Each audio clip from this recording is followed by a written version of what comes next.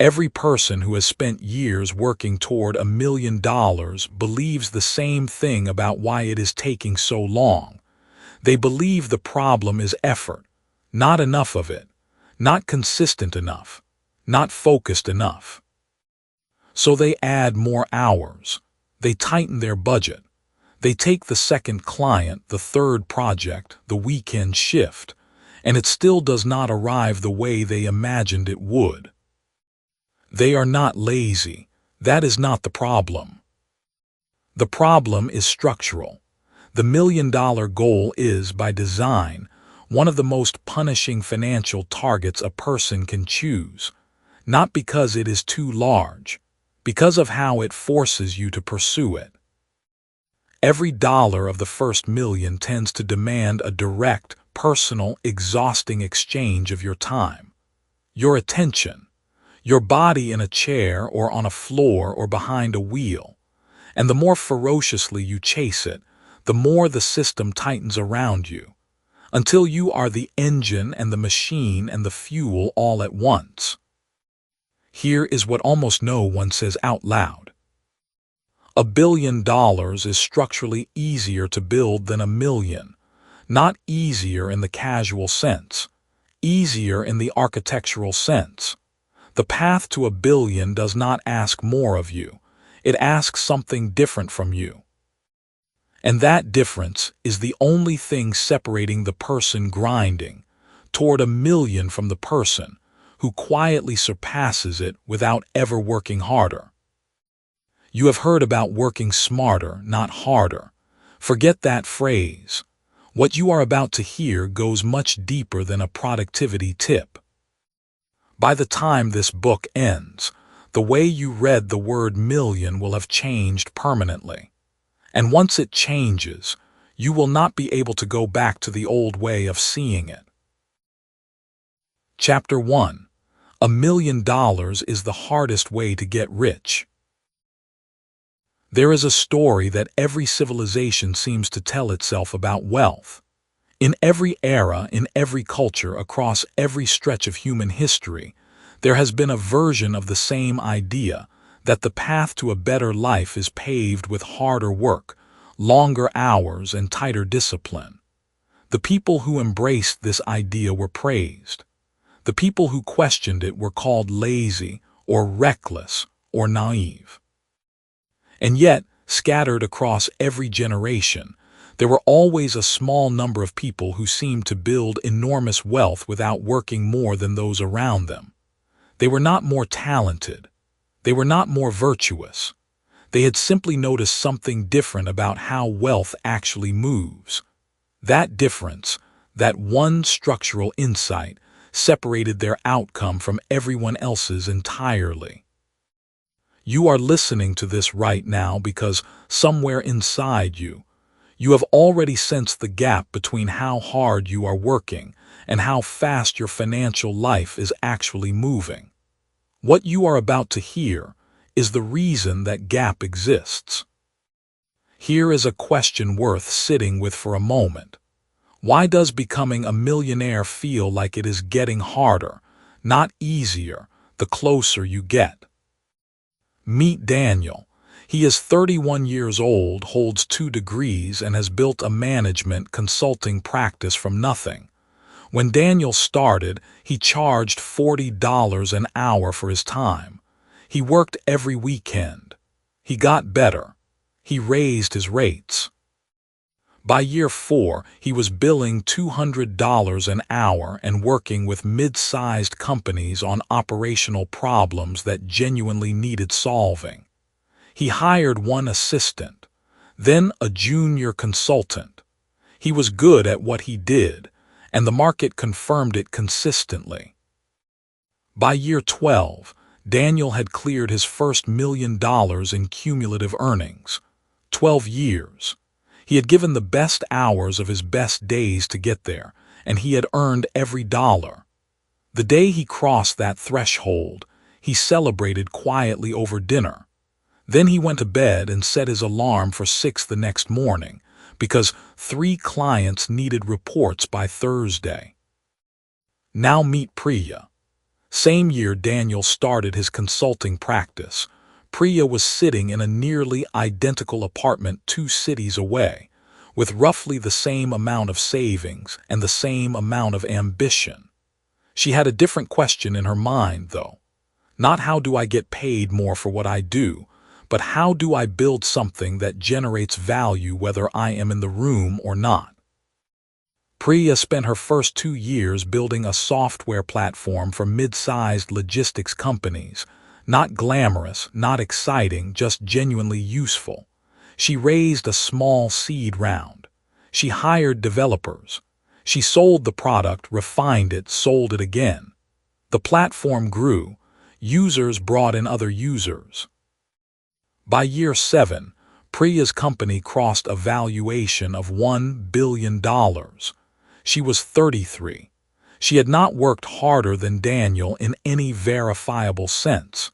She had simply built a different kind of machine. Same starting point, radically different architecture. That word, architecture, is important. Hold on to it. Now here is the open loop that this chapter will answer before it is done. Why is the billion-dollar path structurally simpler than the million-dollar path? Not easier emotionally, not easier psychologically, and certainly not without its own risk, but simpler in its mechanics. The answer is going to require you to look at something most financial advice refuses to point at directly. Go back to your ordinary days at that point 3 years back and look at it plainly. The version of you from 3 years back, how much has your financial reality actually changed in proportion to how much effort you have put in? Be honest with yourself here, not whether you are proud of your progress, not whether you have grown as a person, but whether the output matches the input in any reasonable ratio. For most people who are grinding toward financial goals, the answer is uncomfortable. The work has multiplied. The results have not kept pace. That is not an accident. That is the architecture of the million-dollar model doing exactly what it was designed to do. Here is what that model is built on. It is built on the exchange of your time for money at the highest rate the market will currently pay you. And because you are talented and driven, you have almost certainly found ways to increase that rate over time. You got better at your craft. You niched down. You built a reputation. The rate went up. But here is the ceiling that nobody talks about when they hand you the millionaire blueprint. There are only so many hours in a day. There are only so many days you can sustain peak output. And there is only one of you. The millionaire path is a path designed around a scarce resource, your personal time and energy. And no matter how efficiently you use it, you cannot scale a resource that cannot be duplicated. This is what economists might call a leverage ceiling. You hit it whether you are a consultant, a freelancer, a solo attorney, a contractor, or anyone else whose income is attached directly to their personal performance. You can raise the ceiling incrementally, but you cannot remove it. And the cruel irony of the million-dollar model is that the harder you work within it, the more the ceiling feels like a floor. You optimize your way into a cage made of your own productivity. Daniel understood this somewhere around year 8. He had been refining his process, raising his rates, delivering excellent work, and watching the number creep upward with the grinding patience of someone who believed that discipline was the answer. Then one afternoon, he was reviewing a proposal for a new client, and he realized something that made him set the document down. He was the product, not his process, not his methodology, not his firm, him, personally, Daniel, his brain, his presence, his hours. Every dollar of his revenue traced back to one human being showing up and performing. And that human being needed sleep. That is the moment the millionaire trap reveals itself. Not when you fail, but when you succeed. And then realize that more success requires more of the one thing you have already fully committed. Now bring Priya back into the picture. What did she do differently? She built a machine instead of becoming one. Her platform served thousands of logistics companies simultaneously. When she was asleep, the software was running. When she was on vacation, users were onboarding. When she was in a difficult conversation with a difficult investor, the product was generating value somewhere else entirely. The relationship between her personal hours and her company's revenue was not one-to-one. It was not even close. She had broken the leverage ceiling not by working more efficiently within it, but by operating at a structural level above it. This is the 0-to-1 insight that separates the two paths. Going from 0 to 1, from nothing to your first scalable system, is hard work with an entirely different quality. It is not about doing the same thing faster or longer. It is about building something that can do things without you. Going from 1 to 10 inside that system is where the compounding begins. But most people never even attempt 0 to 1. They go from 0 to grinding and they stay there. Because the grinding feels like progress and progress feels like virtue and virtue feels like enough. It is not enough. Not for the life you are actually trying to build. Here is the revelation this chapter has been carrying. The $1 million path is designed around trading time, and time is the only asset in human life that cannot be scaled, stored, or leveraged. You can invest money. You can hire people. You can build systems and platforms and products that generate returns in your absence. But you cannot create more hours, and you cannot make your hours work without you. Every strategy built on your personal output is, at its foundation, a strategy with a hard limit. And the people who reach extraordinary financial outcomes, not just millionaires, but the outliers that defy expectation, almost universally reach those outcomes by building systems that continue to generate value independently of their direct involvement. This does not mean you stop working. Priya worked extraordinarily hard, but her work in year 1 was building the machine. Daniel's work in year 1 and year 8 and year 12 was being the machine. That distinction is not a minor variation in approach. It is an entirely different game. Now close the loop that was opened earlier. Why is the $1 billion path structurally simpler than the $1 million path? Because the $1 billion path requires you to solve one hard problem once. How do I build a system that creates value at scale, and then repeat and expand that system? The $1 million path requires you to solve the same hard problem every single day. How do I perform at a high enough level, for enough hours, to move the number forward by a meaningful amount? The first path is hard to start and easier to grow. The second is easy to start and harder to grow. And most people choose the second path not because it is wiser, but because it feels more responsible, more honest, more like real work. Before long, we arrive at an argument about risk that pushes directly against the usual belief. Once that becomes real to you, it starts changing the decisions you make with every dollar and every hour you have left. For now, understand this. The ladder that everyone told you to climb is real. It will take you somewhere. But you will be so busy climbing that you will never have both hands free to build the elevator. What would you build if your income did not depend on your presence? Chapter 2. The millionaire mindset is a poverty trap in disguise. Almost every person who has ever opened a book about money believes the same thing. They believe the path to wealth is a ladder, and the only question is how fast you can climb it. That belief is not just incomplete.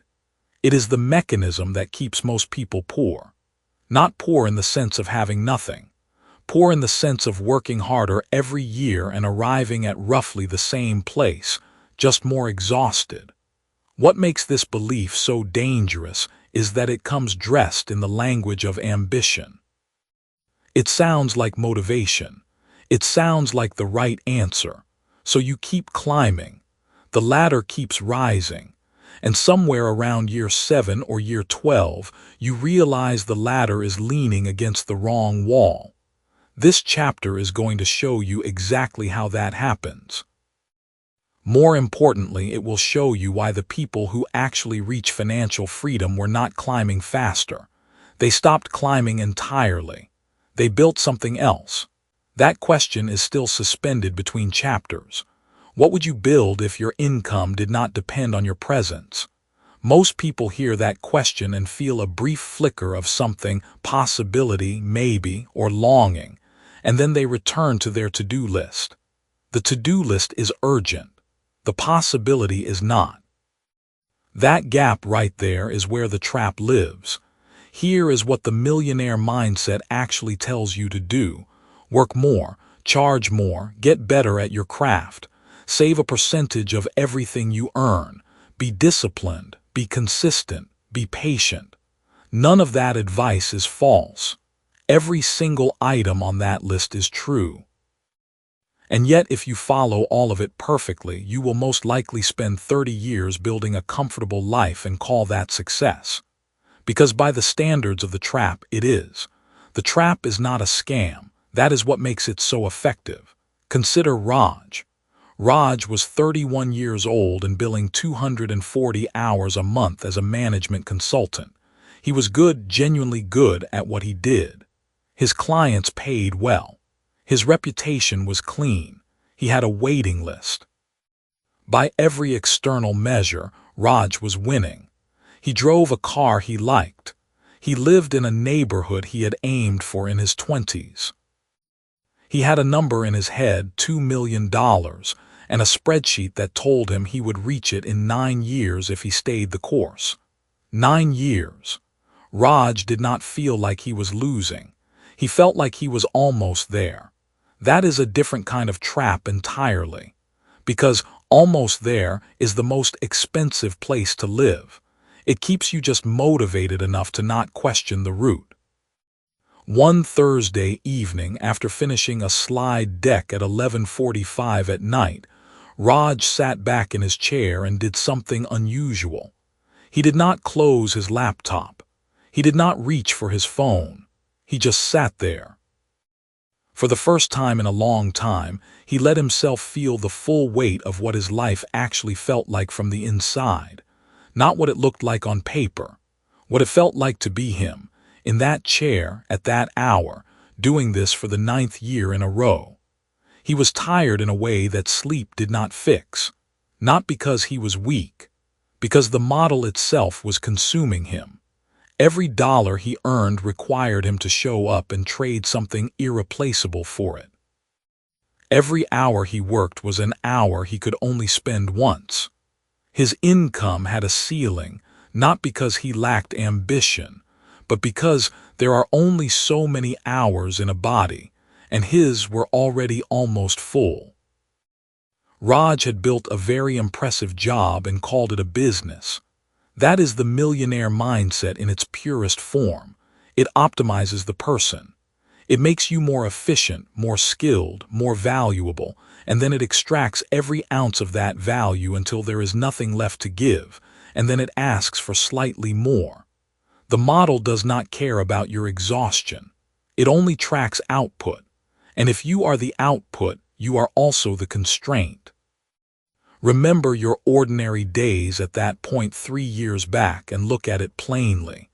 Not in terms of your bank balance, in terms of how you spent your days. What did a typical Tuesday look like?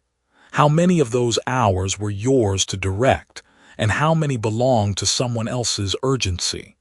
Now ask yourself honestly. Has that ratio improved? If you have been following the standard advice, work harder, earn more, be consistent, has the ratio of your time that belongs to you actually grown? Or has the income grown while the freedom stayed the same? That is the leverage ceiling, and almost no one talks about it directly. The millionaire model has a leverage ceiling built into its architecture. You can raise your rates. You can work more efficiently. You can hire one assistant, maybe two. But the fundamental structure of the model, one person producing value, one client or employer paying for it, does not change. The ceiling moves up slightly each year. You move up with it. The ceiling stays exactly one step above your head. Now here is the question that has been hovering since the beginning of this chapter. If the ladder is the wrong tool, what is the right one? Hold that question. The answer is coming. But the answer only makes sense after you fully see the cost. The cost is not just time. The cost is the compounding weight of what millionaire thinking prevents you from ever building. Because while you are climbing the ladder rung by rung, focused entirely on the next foothold, you are not designing. You are not architecting. You are not asking the question that billionaire-scale thinkers ask by default. How do I build this so it works without me? That question is structurally different from anything the millionaire mindset produces. The millionaire mindset asks, how do I get more out of my hours? The billionaire question asks, how do I build something that runs on other people's hours, other people's infrastructure, other people's existing behavior? One question optimizes a person, the other designs a system.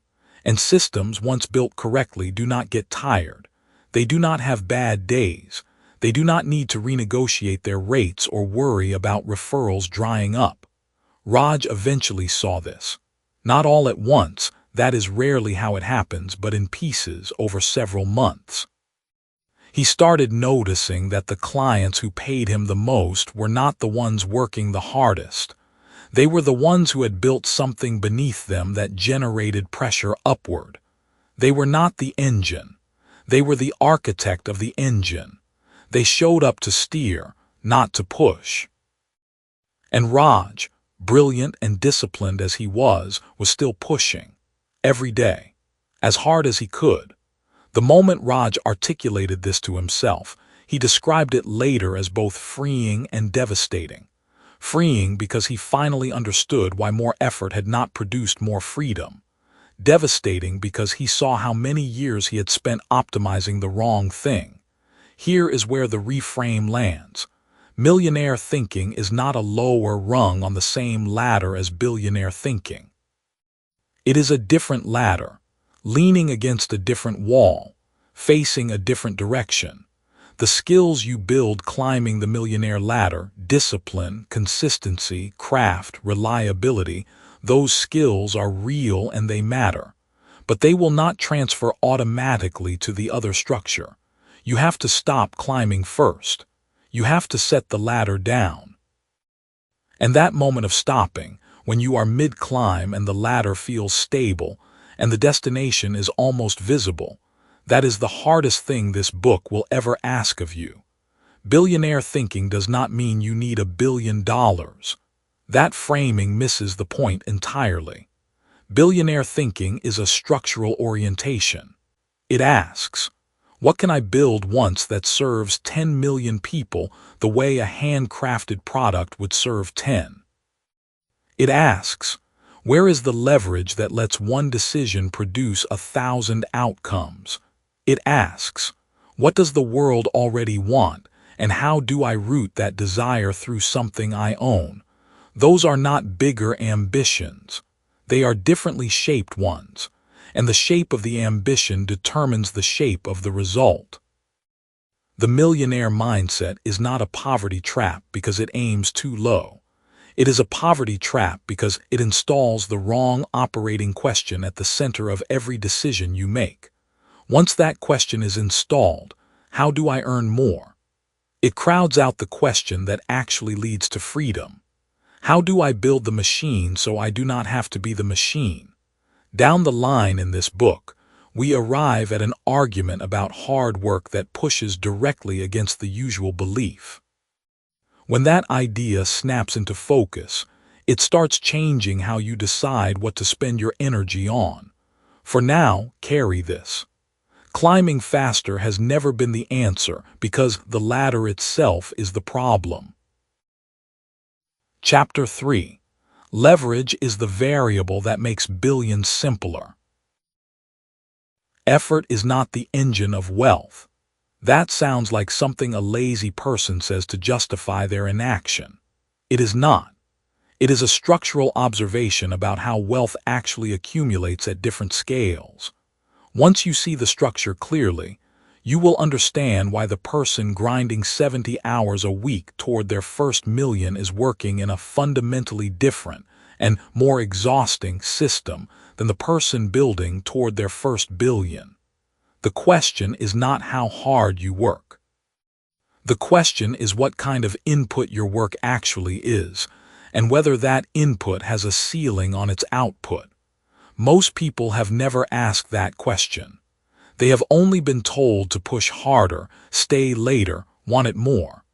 But wanting it more does not change the class of input you are using. And that is what this chapter is going to make permanent in the way you think. If the latter is the problem, then what exactly makes it a trap? Here is the answer most financial advice completely skips over. The ladder is a trap because every rung you climb requires you. Your hands, your hours, your decisions, your presence.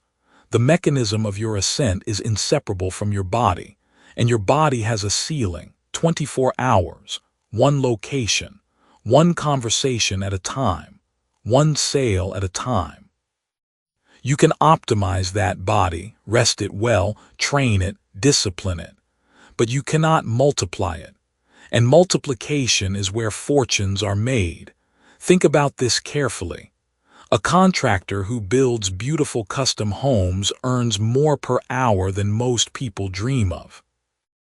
40 years of reputation, skill refined to something close to art, clients who trust them completely. And every single morning that contractor wakes up and has to start again. The income is real. The craft is real. The ceiling is also real because the product requires the builder. The service lives inside the person providing it. The moment that person stops, the income stops. That is not wealth. That is a very skilled job. Now here is the question that opens something. What would it mean to separate the value you create from the hours you spend creating it?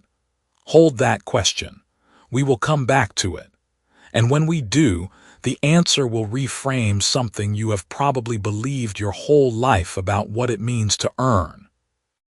Consider what happens when a piece of software is written and released. The first copy costs everything, years of development, engineering hours, the cost of failure and revision and testing. The second copy costs almost nothing, a fraction of a cent for server space, bandwidth measured in milliseconds. The 10 millionth copy costs the same fraction. The 100 millionth copy does not cost more than the 10 millionth. The distribution curve for software is nearly flat after the first unit. That flatness is not a side effect of the technology. That flatness is the entire point. Someone designed a system where the cost of reaching one more person is almost zero, and that someone is not working harder for each new customer. They built the machine once. The machine runs. This is what asymmetric leverage looks like when you trace it to its source. One unit of input, the original code, the original design, the original recorded lesson, produces outputs that scale without the creator scaling alongside them. The input and the output are no longer locked in a one-to-one relationship. They have been decoupled. And that decoupling is the single most important structural difference between how a million is built and how a billion is built. A million, pursued the conventional way, requires you to exchange time for money, refine that exchange, optimize it, and repeat it until enough repetitions have added up.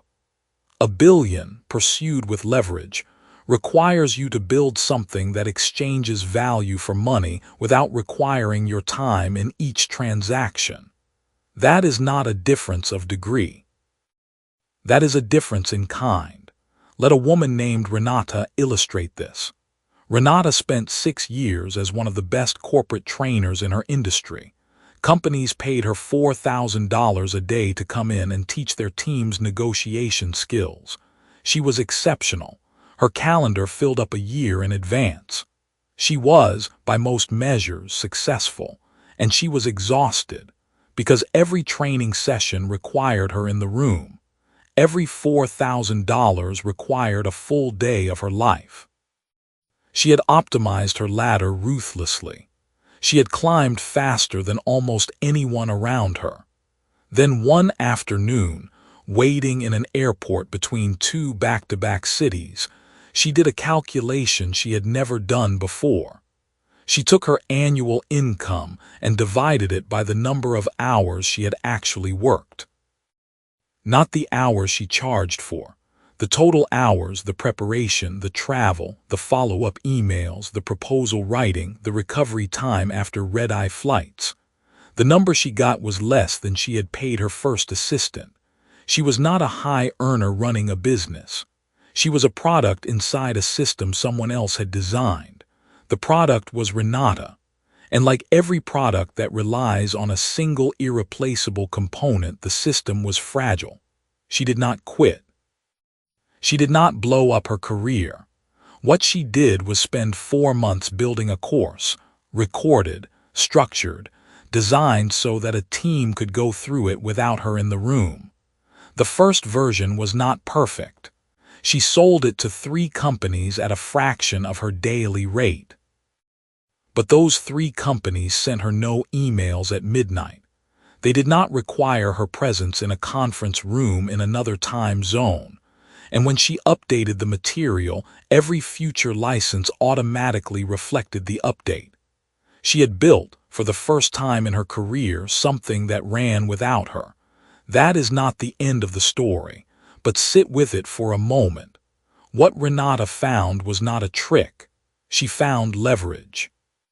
Specifically, she found the point at which her knowledge, which had always been inside her body, rented out hour by hour, could exist outside her body, priced and distributed without her participation in each transaction.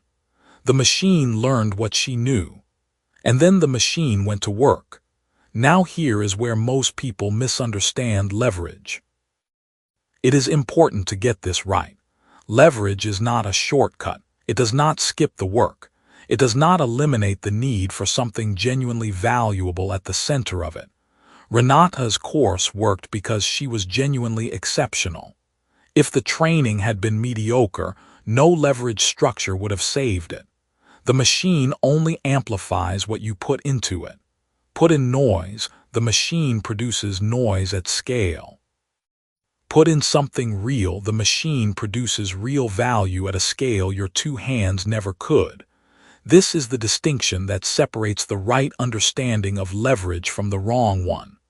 The wrong understanding says, find a way to do less.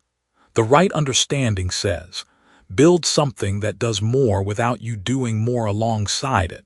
Think about where you are right now. Think honestly. How much of what you do each week could you teach to a well-designed system, a clear process, a recorded instruction, a piece of software?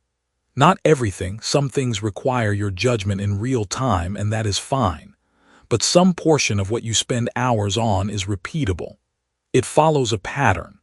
If someone else or something else could follow that pattern without you supervising each step, that portion of your week is a candidate for leverage. Most people have never looked at their week through that lens. They have only looked for ways to do it faster. Going faster is the latter. Building the machine is something else entirely. Here is the ceiling problem stated plainly. Every person operating on linear input has a leverage ceiling, a hard upper limit on what their effort can produce. That ceiling is not their fault. It is not a reflection of their intelligence or their will. It is a structural property of the type of work they are doing. You cannot out-hustle a structural ceiling. You can approach it, press against it, and then wonder why the results stop growing despite the effort increasing. That is not a motivation problem. That is a physics problem. The people who build at billion scale are not smarter than the people grinding toward a million. They are operating in a different physics. They have found inputs that do not hit the ceiling because the inputs multiply rather than add. One decision that creates a distribution channel is not worth one decision's worth of output. It is worth every future output that flows through that channel without another decision required. A little later, you are going to meet a claim about risk that pushes directly against the usual belief. Once that lands, it immediately changes how you decide what to pursue and what to walk away from. But right now, stay with leverage. Because the next time you evaluate an opportunity, any opportunity, a new project, a new role, a new business idea, there is a question worth asking before any other question. Not, how much can I earn from this? That is the latter question. The better question is, does this produce value that compounds beyond the hours I put in? If the answer is no, the ceiling is already built into the structure. You can still choose it, but choose it knowing what it is. Build the machine. Do not be the machine. That sentence is not motivational language. It is engineering advice. The machine works while you sleep. The machine does not need a flight to another city. The machine does not have a body with 24 hours in it. You do. So the question your next move needs to answer is not how hard you are willing to work. The question is whether what you are building has a ceiling, or whether it has a curve, because the curve is where everything changes. Chapter 4. Elon didn't work harder, he changed the denominator. Right now, as you listen to this, something is draining away that you cannot see. Not your time exactly, though that too. Not your energy, though that too. What is draining away is the gap between what your effort is worth to you and what it could be worth if it were structured differently. Every hour you trade for money is worth exactly 1 hour of money. That is the equation you are living inside. And the quiet, compounding damage is not what you earn this week. It is what that equation prevents you from earning for the rest of your working life. The mechanism causing this loss has a name. It is called the linear denominator. You are dividing your output by hours. Someone else, right now, is dividing their output by millions of simultaneous decisions. That structural difference is the reason certain people's wealth grows while they sleep and yours requires you to show up. This chapter is about how that works and how you start seeing it clearly enough to do something about it. The curve is where everything changes. You heard that at the end of the last chapter, and maybe it sat with you for a moment. But a curve does not change itself. Something causes the bend. And in the architecture of extraordinary wealth, that bend is almost never effort applied harder. It is almost always a denominator made larger. Here is the question that will run underneath everything in this chapter. I want you to hold it without answering it yet. What is your current denominator? Not your output, not your skill level, not your hustle, your denominator. What are you dividing your work by? Because that single number, more than almost anything else, determines the ceiling of what your work can ever produce. Keep that question open. We will come back to it specifically and precisely before this chapter ends. Let's talk about a software engineer named Marcus. Not a famous one, not a dropout billionaire. Marcus is 31 years old, good at his job, and he has been writing code for 7 years. He is disciplined.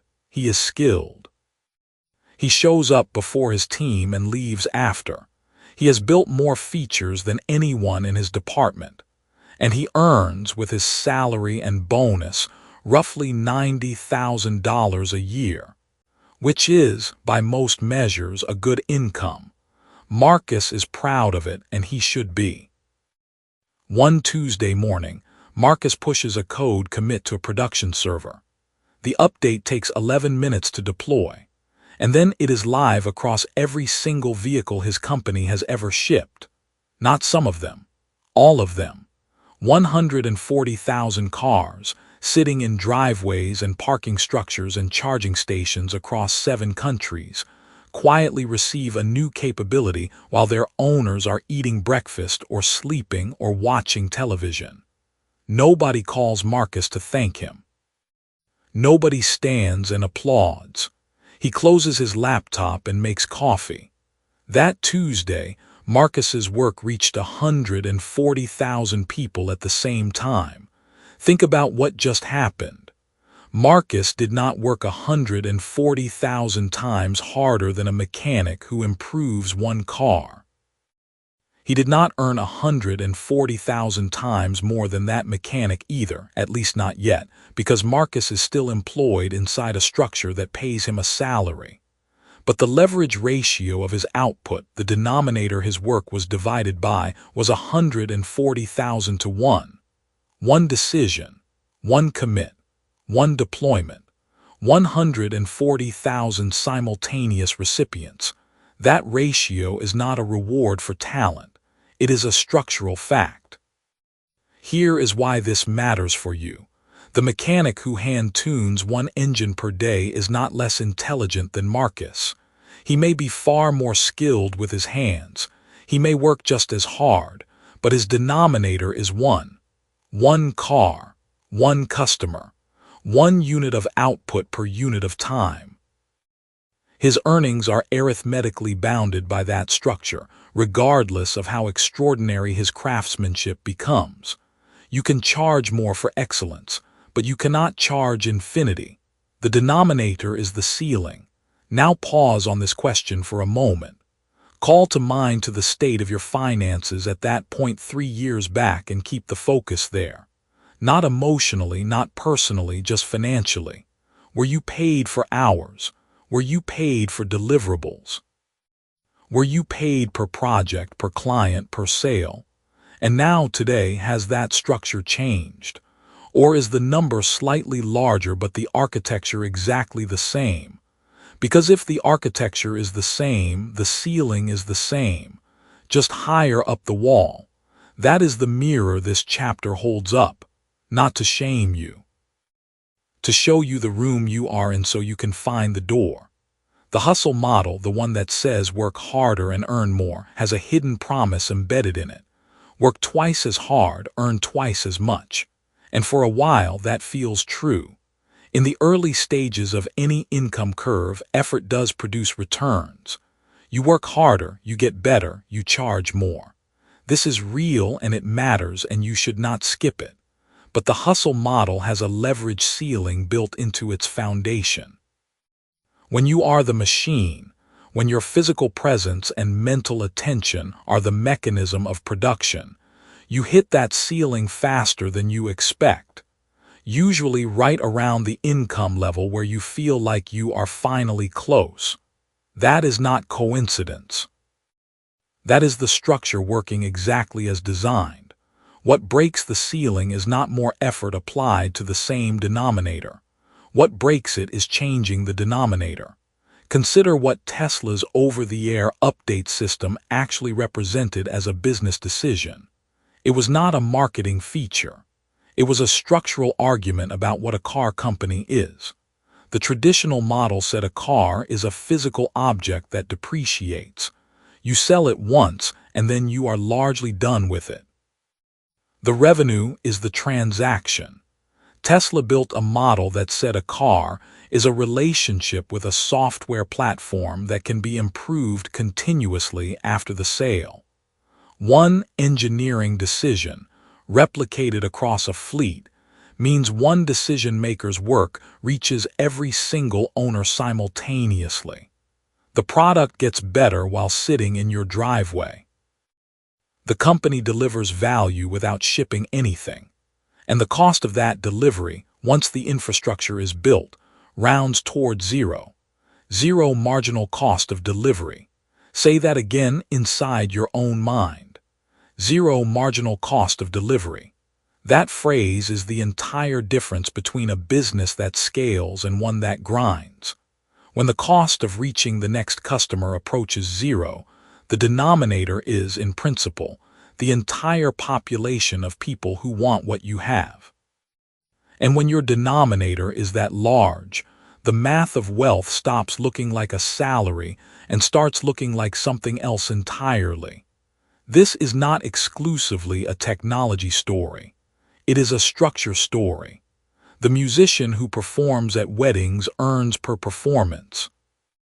The musician who records that same performance and puts it on a platform that distributes it to 20 million listeners changes the denominator without changing the music. The consultant who meets individually with clients earns per meeting. The consultant who builds a diagnostic framework, codifies it into a course, and sells that course to 10,000 people earns per system. The personal trainer who trains one person per hour earns $60. The personal trainer who creates a programming methodology adopted by 400 coaches earns per influence, not per session. None of these shifts require you to be smarter. They require you to ask a different question. And here is that question, the one that belongs at the center of this chapter. The billionaire question is not how do I work more? It is how do I make one decision that affects 1 million people at once? That is the reversal. That is the thing most of the hustle narrative never gives you permission to ask, because the hustle narrative is built on the premise that output and effort are proportional. Ask any person deep inside the millionaire grind and they will tell you the same thing. They worked harder. They got up earlier. They took fewer vacations. And the income climbed, yes, but it climbed linearly.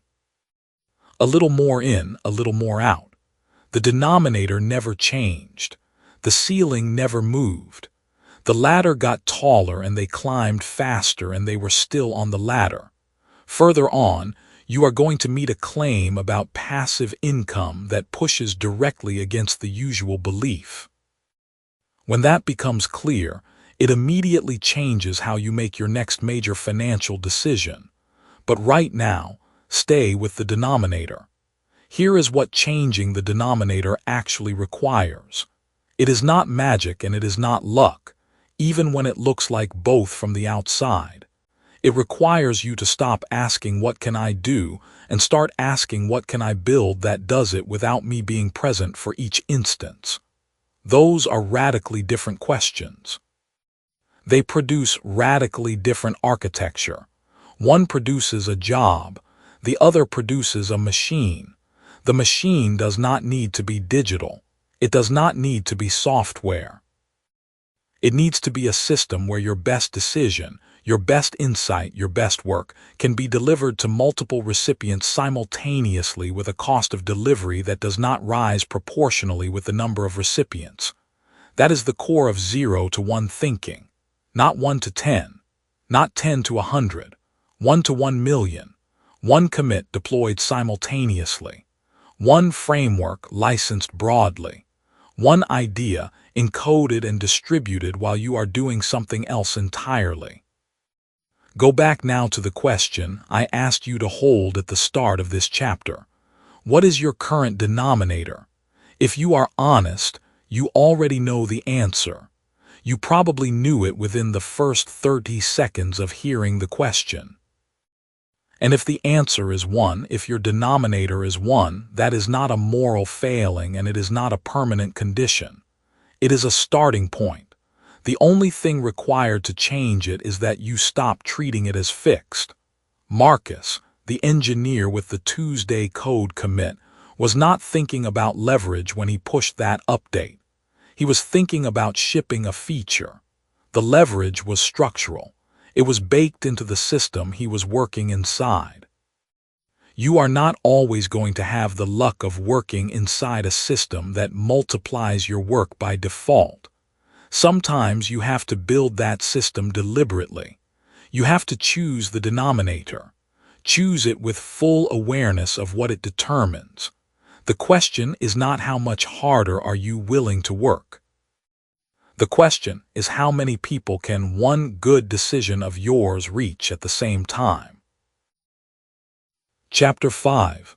Networks beat hierarchies every single time. 50 people working for you will never outperform 50 million people working with each other. That sounds like a motivational riddle. The kind of thing printed on a poster above a startup ping-pong table. It is not. It is a structural observation about how value actually accumulates in the modern economy. Once you see the mechanism clearly, you will not be able to look at your career plan, your business plan, or your income ceiling the same way again. The last chapter asked you how many people one good decision of yours could reach at the same time. This chapter is where that question gets its answer. And the answer is a number so large that most people dismiss it before they finish doing the math. Here is what almost no one tells you about the difference between $1 million business and $1 billion business. It is not the number of employees. It is not the number of products. It is not even the marketing budget. The difference is the shape of the thing. Millionaire businesses are pyramids. Billion-dollar businesses are webs. And those two shapes obey completely different laws of physics. Let that sit for a moment. The shape of a business determines its ceiling. And most people are building pyramids without ever questioning whether pyramids were the right structure to begin with. Here is a question that will matter soon. Why does adding one new customer to a traditional business add roughly the same value every time, while adding one new user to a network can make every existing user dramatically more valuable overnight? Hold that question. The answer is the engine this whole chapter runs on. Start with something simple. Imagine the very first telephone. One telephone, completely useless. You cannot call anyone because no one else has one. The device itself has zero value in isolation. Now imagine a second telephone appears. Suddenly you have one possible connection. One conversation can happen. The network has two nodes and one link. Now imagine a third phone. Now you have three possible connections. A fourth phone gives you 6. A 10th phone gives you 45. A 100th phone gives you nearly 5,000. The number of phones grows in a straight line. The number of possible connections grows as a curve that bends sharply upward. That curve has a name. It comes from a man named Robert Metcalfe, who helped invent the Ethernet protocol that made computer networking possible. Metcalfe observed that the value of a communications network grows roughly in proportion to the square of the number of its users. 2 people on a network means 2 squared, which is 4 units of value. 10 people means 100. 1 million people means 1 trillion.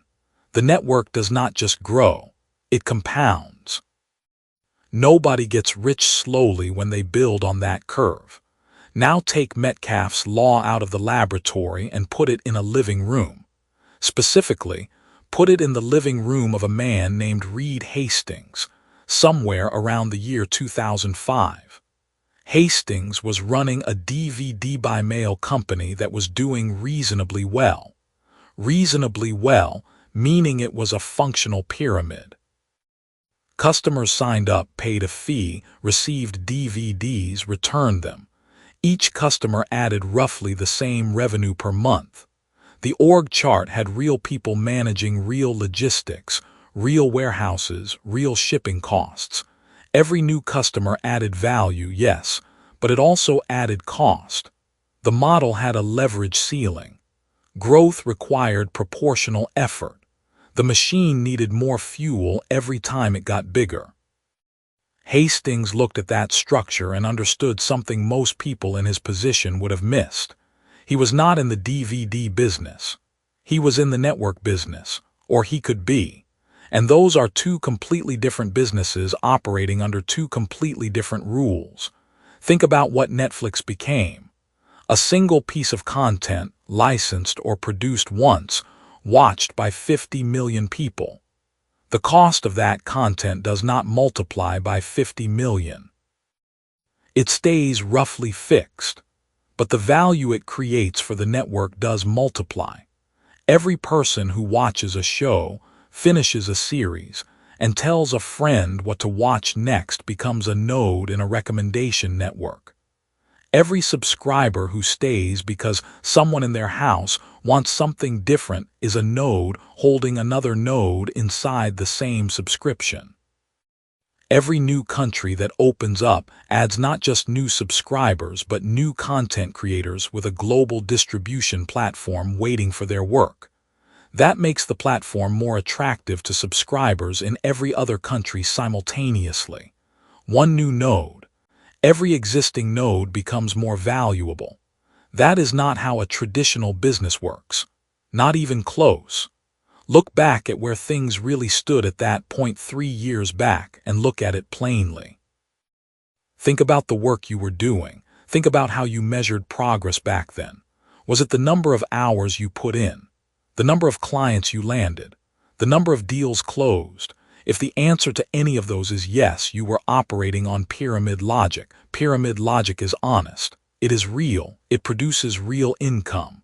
But it has a ceiling built into its design. The ceiling is you, your hours, your attention, your energy. A pyramid is only as tall as the person at the top can sustain it. Now think about what would have happened if, instead of adding another client to your list 3 years ago, you had spent that same hour building one connection that would eventually connect 2 other people who would each connect 2 more. That is not a fantasy. That is the basic design of every social platform, every marketplace, every referral network that has ever produced wealth at scale. You are not doing it because no one explained to you that the shape of the structure matters more than the effort you pour into it. Most people build harder instead of building differently. The Millionaire model runs on what economists call a linear value function. You add input, you get output. You add more input, you get more output. The ratio stays roughly constant. This is not a failure of character. It is a failure of structure. When you are paid by the hour, your income is a function of your hours. When you charge per project, your income is a function of your projects. When you hire people and bill for their hours, your income is a function of their hours plus the margin you take. Every one of those models is a pyramid with a leverage ceiling. Every one of them requires you to touch the machine more, not less, as it grows. The billion-dollar model runs on what Metcalfe described. Adding users adds value for other users without requiring proportional new labor from the center. The machine makes itself more valuable without you feeding it every day. Here is the hard part. Building a network is slower at the beginning. It has to be. 1 telephone is worthless. 2 telephones are barely worth anything. The pyramid starts producing income faster because the first sale pays real money immediately. The network produces almost nothing at first. That is why most people abandon the idea before the curve bends upward. This is the central trap. The very design that makes networks eventually explosive also makes them look like failures in the early months. And the people most likely to give up on a network model are the ones who already know how to succeed on a pyramid model. Because the pyramid is giving them real feedback, real income, real validation, right now. The network is giving them what looks like wasted time. What they cannot see is that they are building something with a different kind of physics. Airbnb did not own a single hotel room when it became more valuable than the hotel chains that owned thousands of hotel rooms. Etsy did not manufacture a single product when it became the primary income source for hundreds of thousands of craftspeople around the world. The platform does not produce. The platform connects, and every new connection on the platform makes every existing connection more productive. Now here is the piece that closes the loop on the question raised earlier. Why does one new customer added to a traditional business generate roughly the same value every time, while one new user added to a network can make every existing user more valuable overnight? Because a traditional business serves customers. A network connects participants, and those are not the same thing. When you serve a customer, you deliver value from the center outward. You are the source. They are the recipient. The transaction is complete and contained. When you connect participants, the value flows between them, in directions you did not design and could not predict. Every new participant increases the number of possible directions that value can flow. You built the road. Now traffic creates itself. This is what it means to build the machine instead of being the machine. The machine that connects people grows in value every time a new person joins, without you doing anything more than maintaining the infrastructure. The machine that depends on you working gets more demanding every time it grows. One of these sentences describes the ladder. The other describes the elevator. You have been climbing the ladder, rung by rung, getting better at climbing, getting stronger for it. But there is a point, and you may already be approaching it, where the rungs stop leading anywhere new. Where the top of the ladder meets the underside of a ceiling you did not install but cannot move. The elevator is not faster because it moves faster. It is faster because every new floor it serves makes the elevator more useful to everyone already using it. Soon, you are going to meet a claim about competition that pushes directly against the usual belief. After that clicks, it immediately changes how you act every time you think a rival business is threatening yours. For now, hold this. You do not need more effort. You do not need more employees. You do not need a taller pyramid. You need a different shape.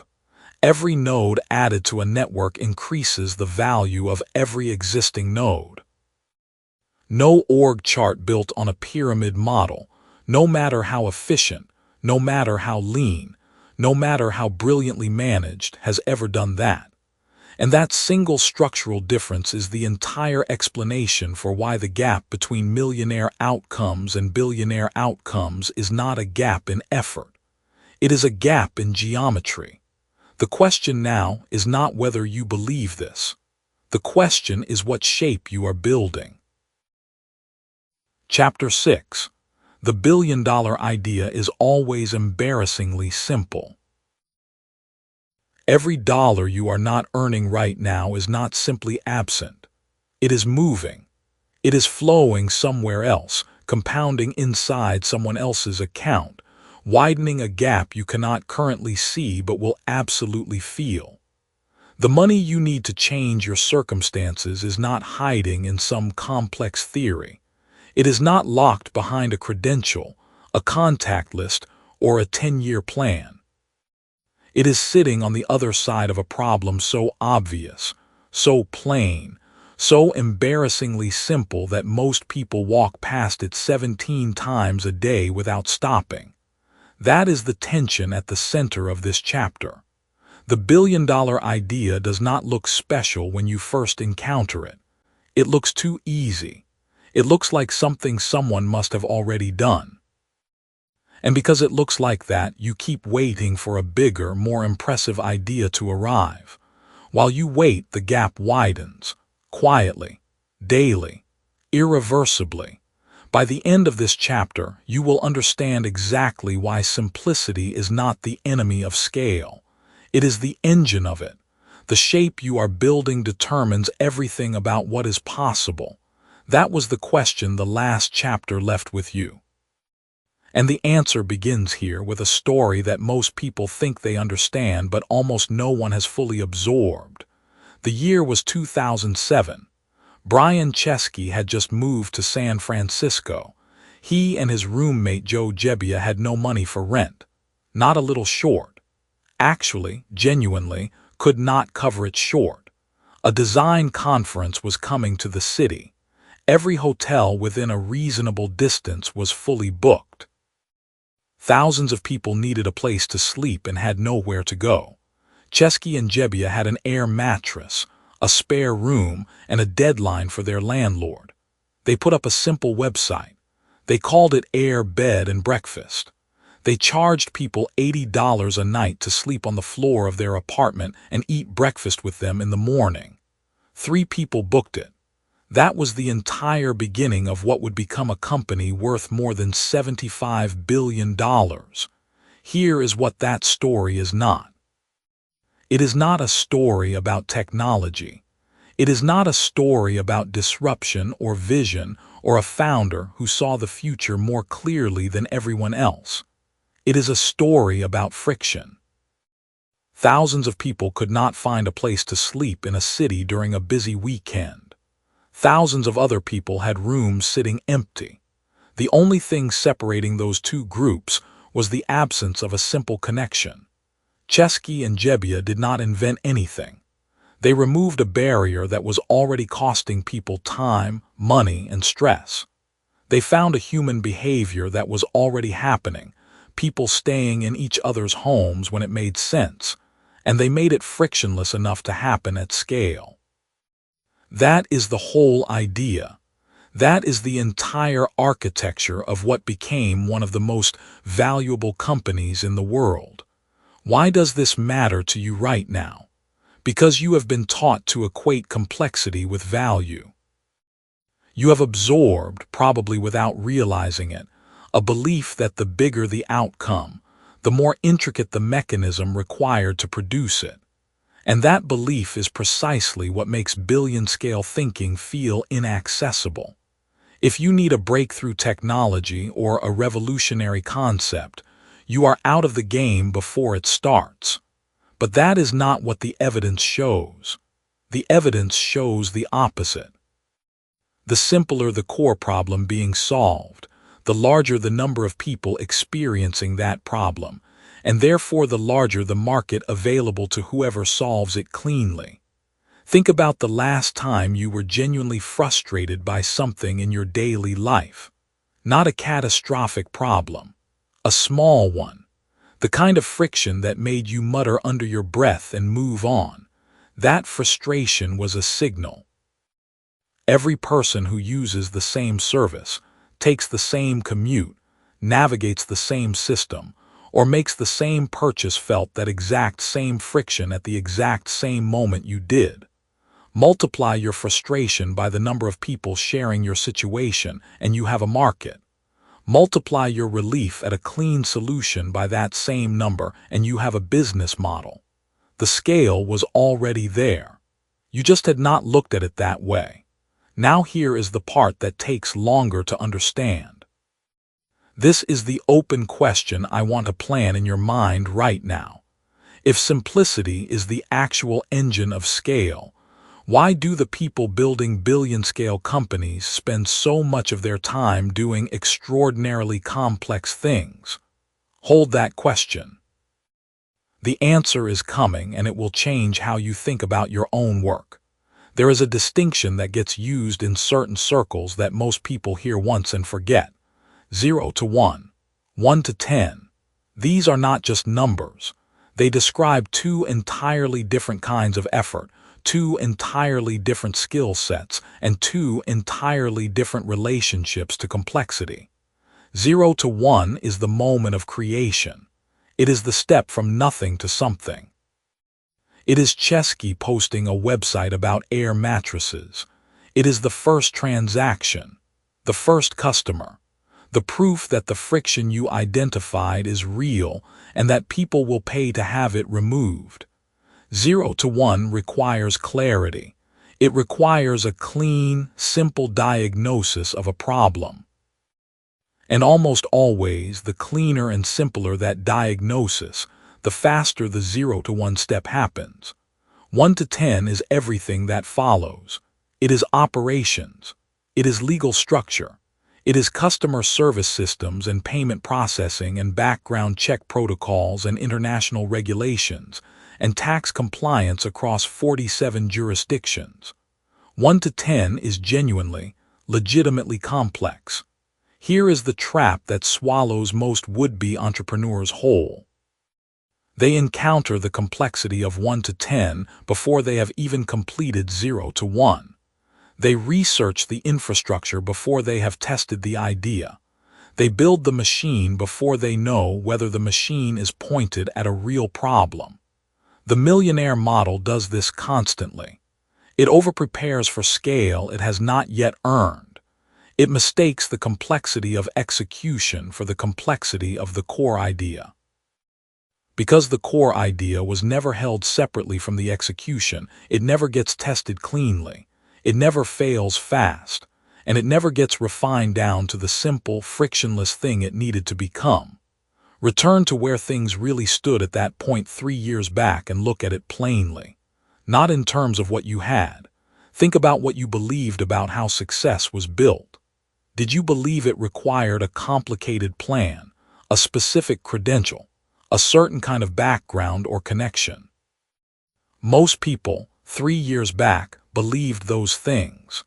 And 3 years later, most of those same people are still waiting for the conditions to be right, still assuming the idea needs to be bigger and more impressive before it is worth trying. 3 years of that belief compounding is not a neutral cost. It is the distance between where you are and where you could be. The simple idea is not a lesser idea. The simple idea is the hardest idea to trust. Marcus Webb ran a small landscaping company in the suburbs of Atlanta. He had 12 clients, a truck, and 1 part-time helper. He was not struggling, but he was also not building anything. He was the machine. Every dollar he earned required him to show up, spend hours, and come home exhausted. One afternoon, a client asked him if he could recommend someone to handle the irrigation system that kept breaking down. He could not. Nobody in the area had a service specifically dedicated to residential irrigation repair. Everyone did it as a side item. No one made it the main thing. Marcus did one thing differently from the people who had noticed the same gap.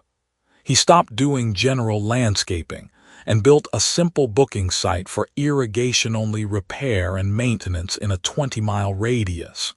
6 months later, he had a 2-week wait list and had hired 3 technicians. He had not invented a new technology. He had not built a complex platform. He had simply removed the friction of finding a specialized service that a large number of people needed constantly but could not easily locate. He went from being the machine to owning a small but replicable machine.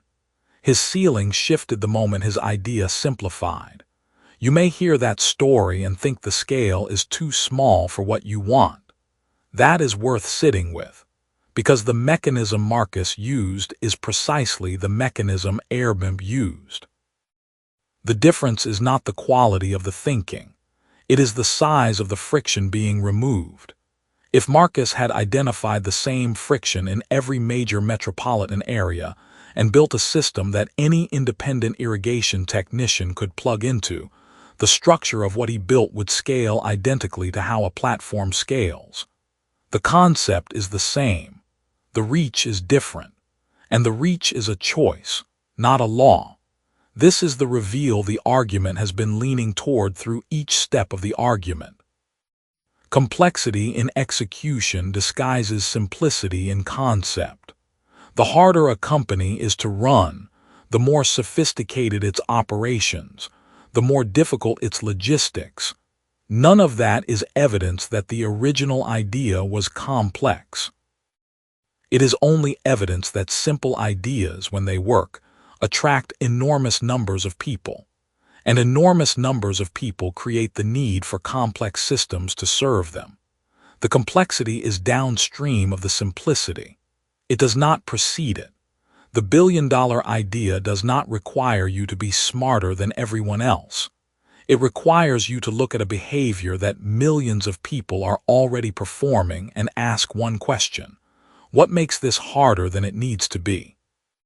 Not harder for a niche group, harder for an enormous group. The more people experiencing the friction, the more powerful the solution.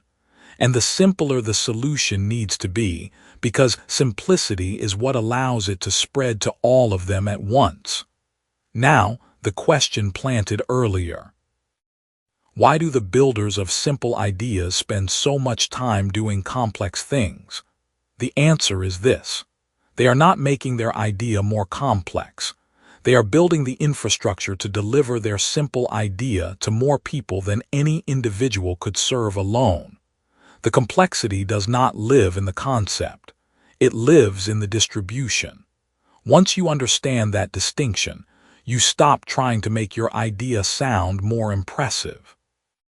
You start asking a far better question: how do I make this reach more people with less friction per person served? That is the question that separates the ladder from the elevator. The ladder gets you up one rung at a time through personal effort. The elevator carries people. You build it once and then you step back. The shape you need to be building is not the most impressive shape. It is the most frictionless one. Later on, you are going to meet a claim about the relationship between risk and scale that pushes directly against the usual belief. Once you grasp that turn, it immediately changes what you are willing to try. But for now, the question that will carry you into the next chapter is this: what is the friction you have already noticed? The one you dismissed as too obvious to be worth solving. Chapter 7. Raise capital or stay small. There is no third path. Giving away equity makes you richer, not poorer. That sounds like the kind of advice someone gives you right before they take something from you. It is not. It is one of the most consistently misunderstood mechanics in building wealth at scale. And the people who get it wrong do not fail quietly. They succeed just enough to watch someone else win the thing they built first. You noticed a friction. The previous chapter left you holding that question like a stone in your palm. What is the obvious problem you dismissed? That question matters here. The path from noticing friction to solving friction runs directly through a gate most people refuse to open. The gate is called capital, and the reason most people stand outside it is not that they lack a good idea. It is that the word equity makes their chest tighten in a way that feels like protection but functions like a cage. That cage has a name. It is the leverage ceiling. You are going to understand exactly how it is built, why the people who built it believed they were being smart, and how a woman named Clara hit it so hard the impact echoed for years. Clara started her company at 26 with $11,000 saved from 3 years of managing a small logistics firm. She built a software tool that tracked perishable goods from warehouse to retail shelf, a genuinely specific, genuinely useful product. She had 40 clients in 14 months. She had real revenue. She was profitable before most funded startups had finished arguing over their pitch decks. Everyone who heard her story called her disciplined, focused, proof that you do not need outside money to build something real. What nobody said out loud was this: Clara was also trapped. Her growth was limited to what her margins could fund. Every time she wanted to hire a new developer, she had to wait for 2 more client contracts to close. Every time she wanted to expand into a new city, she had to first squeeze more efficiency out of the city she already served. She was running a machine, yes, but she was also the fuel. Pull Clara out and the machine slowed. Push Clara harder and the machine grew a little. This is the arithmetic of a bootstrapped ceiling, and it is airtight. Then a venture firm offered her a Series A. $4 million for 18% of the company. She said no. She had built this herself, she told them. She was not going to hand a piece of it to people who had never lifted a single box, never spoken to a warehouse floor manager at 6 in the morning, never watched a shipment of strawberries expire because a tracking system failed. Her instinct felt like integrity. It was, in its way, a reasonable feeling. 14 months later, a competitor called Real Chain closed a $6 million Series A with a different firm. They hired 7 engineers in the first 90 days. They entered 4 new cities simultaneously. They signed an exclusive data agreement with one of the 3 largest cold chain logistics networks in the country. Real Chain did not build a better product than 𝗓𝗧𝗘's. Their early code was, by most technical accounts, messier. Their client interface was less intuitive. What they had was velocity, capital-funded, deliberately deployed velocity. And velocity in a winner-take-most market does not just outrun you. It makes the ground disappear beneath your feet. 𝗓𝗧𝗘 still runs her business. It is still profitable. She has 61 clients. Real Chain has thousands. Let that settle for a moment before the lesson arrives. Here is what 𝗓𝗧𝗘 was actually afraid of. Not the 18%, that number was almost incidental. What she feared was losing the story. The story that said she had done this herself, that the company was hers, that every decision flowed through her hands. And that story, the one she was protecting so carefully, is the same story that made her company the size of a well-run corner store while her competitor became the infrastructure her clients now depend on. The fear of surrendering equity is not irrational on the surface. You spend years building something. You watch it become real. And then someone appears and asks you to trade a piece of the real thing for something abstract, a number in a term sheet, a promise of future scale. It feels like selling part of your child. What nobody tells you is that you are not choosing between having the whole child or part of the child. You are choosing between a child who stays exactly this size, or a child who grows into something that can actually change the world around it.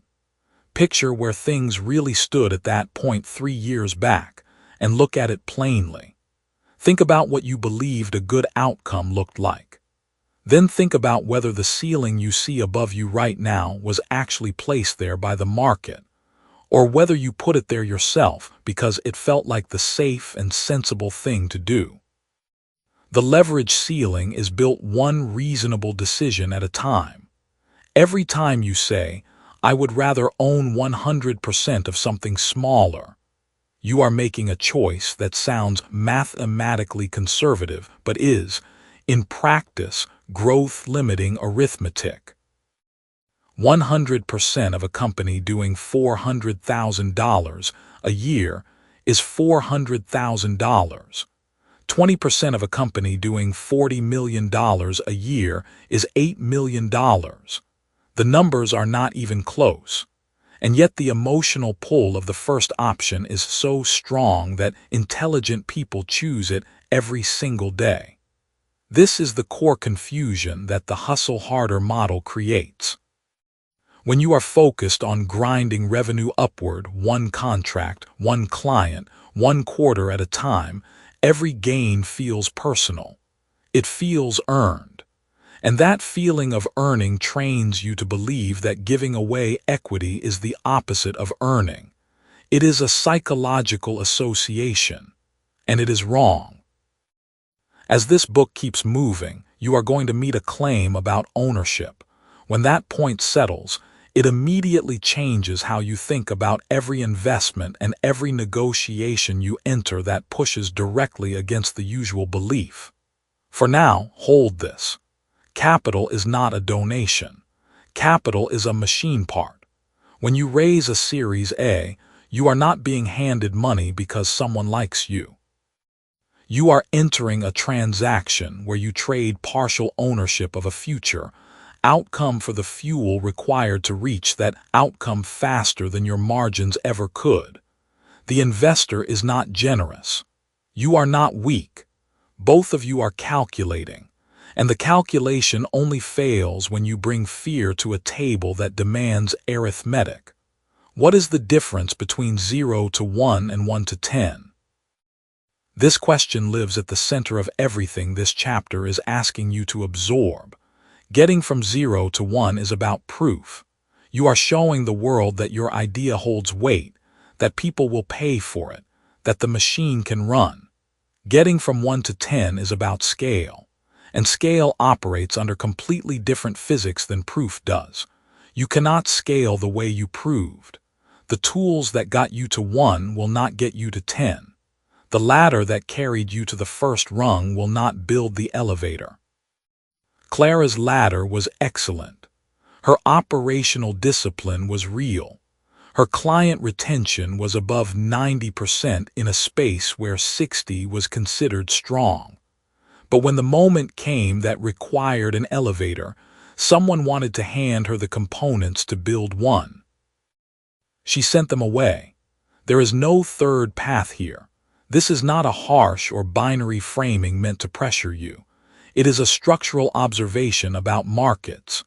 In winner-take-most categories, and most categories eventually become winner-take-most, particularly in technology-adjacent spaces where systems thinking matters most, the company with more capital does not just win more.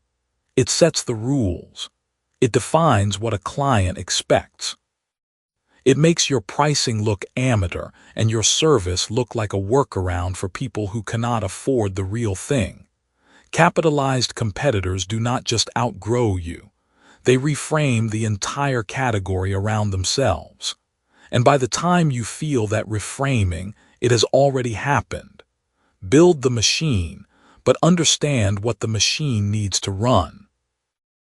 You cannot build a machine on the fuel of your own effort alone and then be surprised when the machine that runs on abundant fuel laps you 3 times while you are still filling up. The leverage ceiling is not a glass ceiling. That is the piece most people get wrong about it. A glass ceiling implies it was placed there by someone else, that there is an external force holding you at a certain height. But the leverage ceiling is a floor. You built it. You poured it from the concrete of your own risk aversion and reinforced it with the belief that owning everything small is safer than owning part of something vast. You are not being held down. You are standing on a surface you constructed and calling it protection. The first crack in that floor is not a funding round. The first crack is recognizing why you poured it. Was it discipline? Sometimes. Was it fear? More often than anyone admits. Was it the story you were telling yourself about what it means to build something real? Almost always. Clara's company is real. Nobody is taking that from her.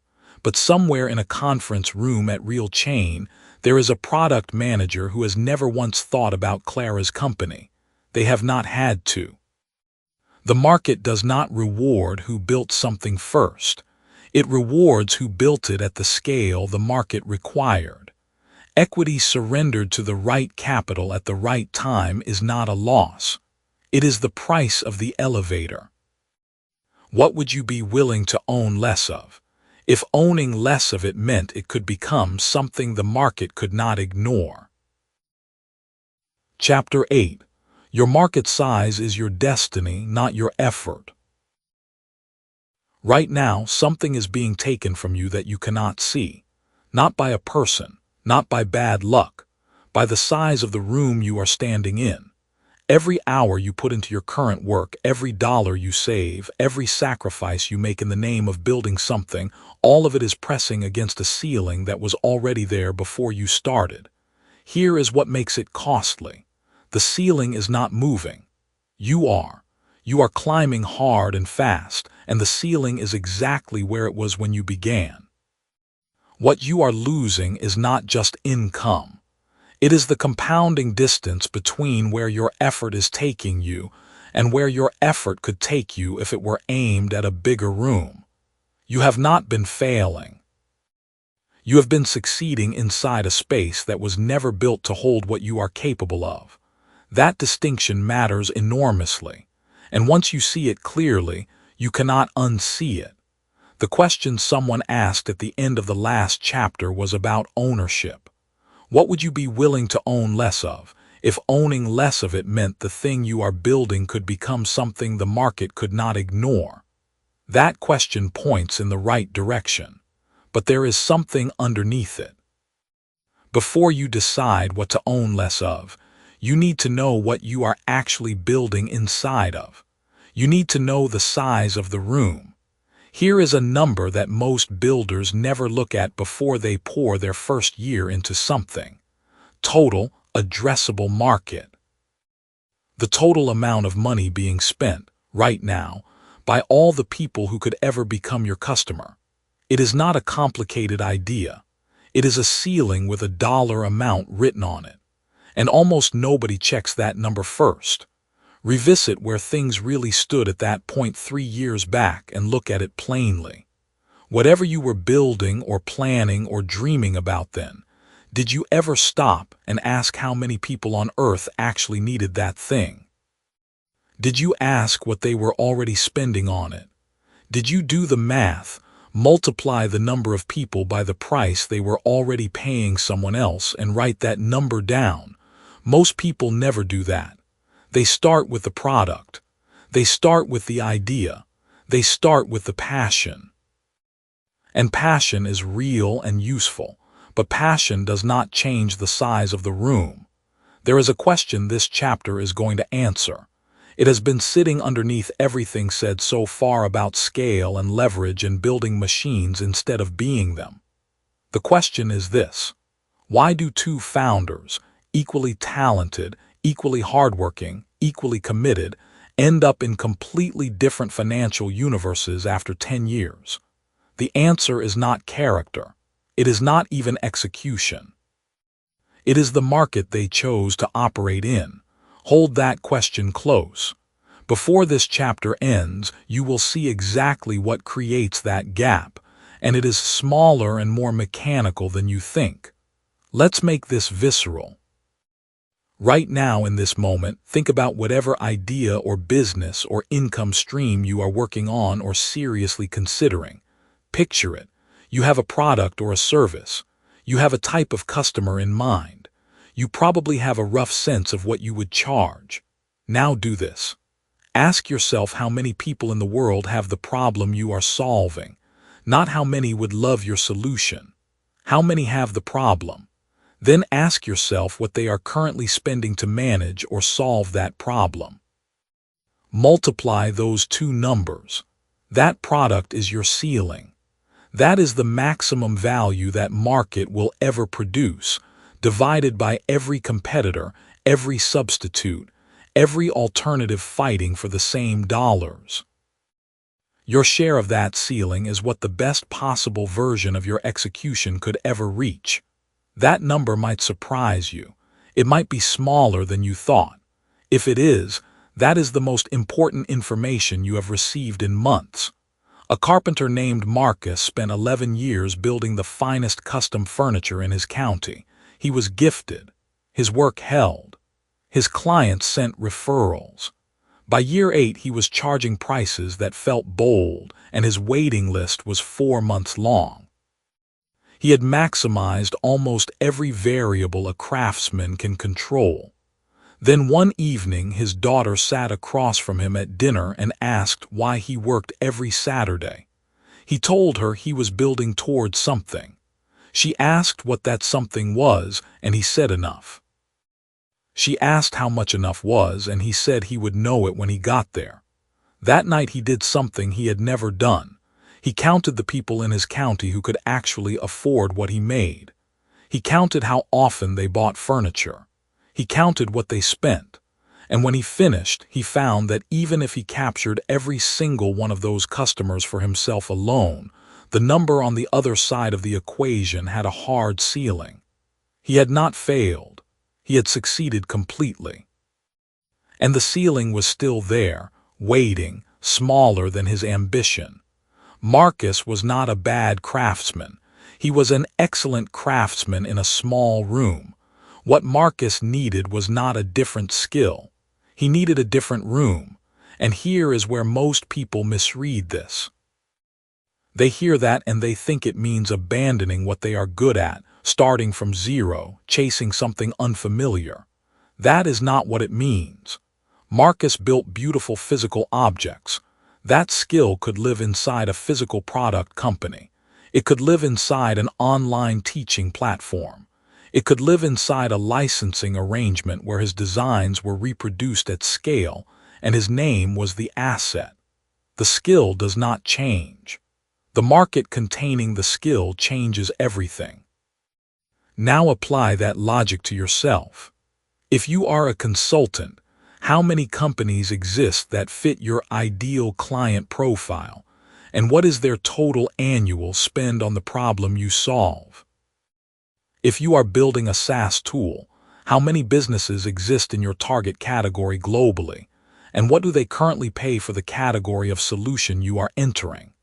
If you are creating content, how many people share the precise interest you are serving? And what does that audience spend annually on information, community, and products in that space? These are not abstract questions. These are the numbers that determine your ceiling before you throw your first punch. Effort cannot exceed market ceiling.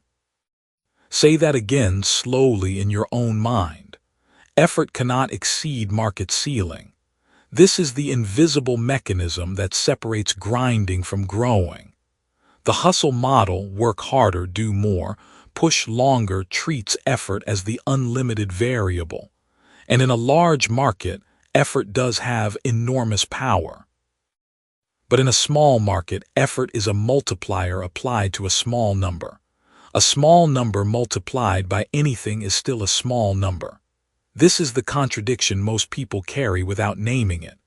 They believe that if they are not achieving what they want, they need to do more, work more hours, learn more skills, cut more costs, and those things do matter. But if you are applying all of that to a market that simply cannot produce the outcome you want, more effort is not the answer. A different room is. Here is the principle in its sharpest form, and it is the core of everything this chapter is building toward.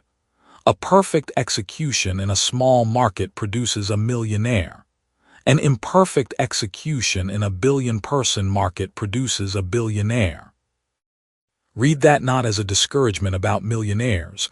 There is nothing wrong with becoming one. Read it as a structural truth about how ceiling size shapes outcome range, regardless of the quality of work you do. Two people, same drive, same intelligence, same tolerance for pain. One aims at a market of 200,000 people with a $50 product. One aims at a market of 800 million people with a $2 product. The math alone determines who has a different conversation about money a decade from now. In a later section, you are going to meet a claim about focus and specialization that pushes directly against the usual belief. After that really registers, it immediately changes how you choose what to build next. But right now, sit with the market question. There is a specific thing that happens when you realize your ceiling is lower than your ambition. There is a moment of grief almost. You have been working inside a room that was never going to be large enough and nobody told you. You could not see the walls because you were too busy moving inside them. That grief is real and it deserves a moment. But it is not a stopping point. It is information. The most expensive information is the kind you pay for with years of effort and only receive after the fact. You are receiving it now. So the move is not to abandon what you have built. The move is to ask whether what you have built can be relocated. Can your skill, your system, your method, your product, can it be placed inside a larger market without losing what makes it valuable? In most cases, yes. The value does not live in the market. The value lives in the solution. Markets are containers. You can switch containers. Build the machine in a room that is large enough to hold it. That is the entire instruction. Not work harder, not want it more, not hustle through the ceiling as if effort is a battering ram. Find the room that fits the machine you are capable of building, and build it there. The ceiling you choose today is the ceiling you will press your hands against in 10 years. What would change if you chose a different ceiling tomorrow? Chapter 9. Hire the person who replaces you as fast as possible. The fastest way to build wealth is to stop being useful. That sounds like advice designed to get you fired. Or worse, to make you feel good about being lazy. It is neither. It is the single most accurate description of what separates people who build enterprises worth hundreds of millions from people who build well-paying jobs they can never step away from. The moment you become the most useful person in your operation, you have also become its ceiling. And a ceiling, by definition, is the thing that stops everything above it from existing. You chose a different ceiling yesterday, or at least you started asking what it would mean to choose one. But choosing a ceiling is only half the move. The other half is understanding why most people never reach even the ceiling they chose. And the answer has almost nothing to do with talent, timing, or capital. It has to do with who is doing the work. The question at the center of this chapter is this: what is the actual job of a founder? Sit with that before you answer. Most people would say, everything. Do whatever needs doing. Fill every gap. That answer feels noble. It is also the answer that keeps the founder permanently stuck inside their own machine. Call up where things really stood at that point 3 years back and look at it plainly. Not abstractly, but specifically. What tasks were you doing every single day? How many of those tasks, if you are honest, could someone else have done with 2 weeks of training? And how many hours did those tasks consume while something larger, something structural, went undesigned? That is the cost that almost nobody counts. There is a woman named Clara who spent 4 years building a regional staffing firm from a spare bedroom in Columbus, Ohio. By year 2, she had 6 employees, a growing client list, and a reputation that was spreading on its own. She was also working 14 hours a day. She was still doing placement calls herself. She knew the clients best. She had the relationships. She was the one who remembered that the warehouse manager in Dayton preferred candidates with military backgrounds, and that the hotel group in Cincinnati always needed someone who could start within 48 hours. Clara told herself this personal touch was the product. The clients were paying for her judgment. She was irreplaceable, and she was right. That was exactly the problem. In year 3, she got sick. Not catastrophically, but seriously enough that she missed 6 weeks. Revenue dropped 40% in the first 2 weeks alone, not because the business had no logic, but because all the logic lived inside Clara and nowhere else. The systems she had built were really just routines she ran in her own head. The machine was Clara. Clara was the machine. She came back from those 6 weeks with something more valuable than recovered health. She came back with a question she could not stop asking. What would this business look like if I were not in it? She spent the next 8 months writing down every decision she made and every reason she made it, not as a diary, as instructions. She documented the Dayton warehouse manager preference. She mapped the Cincinnati 48-hour protocol. She wrote out how she evaluated a candidate's reliability in the first 3 minutes of a phone call. Everything that lived in her head, she forced out onto paper. Then she hired someone who was, in her own words, better at the actual job than she had ever been. And she gave that person all of it. Sit with that for a moment before moving forward. By year 5, Clara had tripled revenue while cutting her own working hours in half. But here is the part that matters more than the revenue. She was now spending most of her time on client acquisition strategy and a new division she had been too busy to design for 3 years. The machine was running. She was building the next machine. What Clara discovered is the same thing that anyone who has ever scaled a real enterprise discovers eventually, usually after enough pain to make the lesson unforgettable. Delegation is not a management skill. It is an architectural act. When you delegate a task, you are not handing someone a to-do item. You are redesigning where a piece of the system lives. You are moving decision-making capacity out of one brain and into a structure that can survive without that brain present. This is the machine motif in its most practical form. Build the machine. Then make sure you are not the load-bearing wall inside it. Ray Dalio ran Bridgewater Associates, one of the most successful hedge funds in history, with a document that many people who studied it found almost unsettling in its detail. He wrote down how decisions at his firm should be made. He wrote down the principles that governed hiring, the criteria for evaluating performance, and the logic behind disagreements and how they should be resolved. He spent years making those documents so complete and so clear that a person who had never met him could read them and understand not just what the firm did, but how it thought. That documentation was not a policy manual.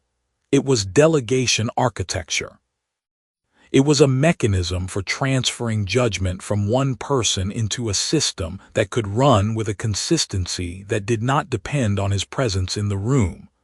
Most founders read about something like that and think it sounds like a corporate exercise. Bureaucratic, slow. They would rather just make the call themselves. They trust their own instincts and distrust the overhead of writing everything down. What they are really saying without realizing it is that they prefer to be the machine. Here is the revelation this chapter has been building toward. Every hour you spend doing a job that could be delegated is an hour you did not spend designing the system that replaces 10,000 hours. Read that again, slowly, as if someone said it to you directly across a table. Not 10 hours, not 100, 10,000. That is the math of systems versus labor. One person working 60 hours a week for a year delivers roughly 3,000 hours of output.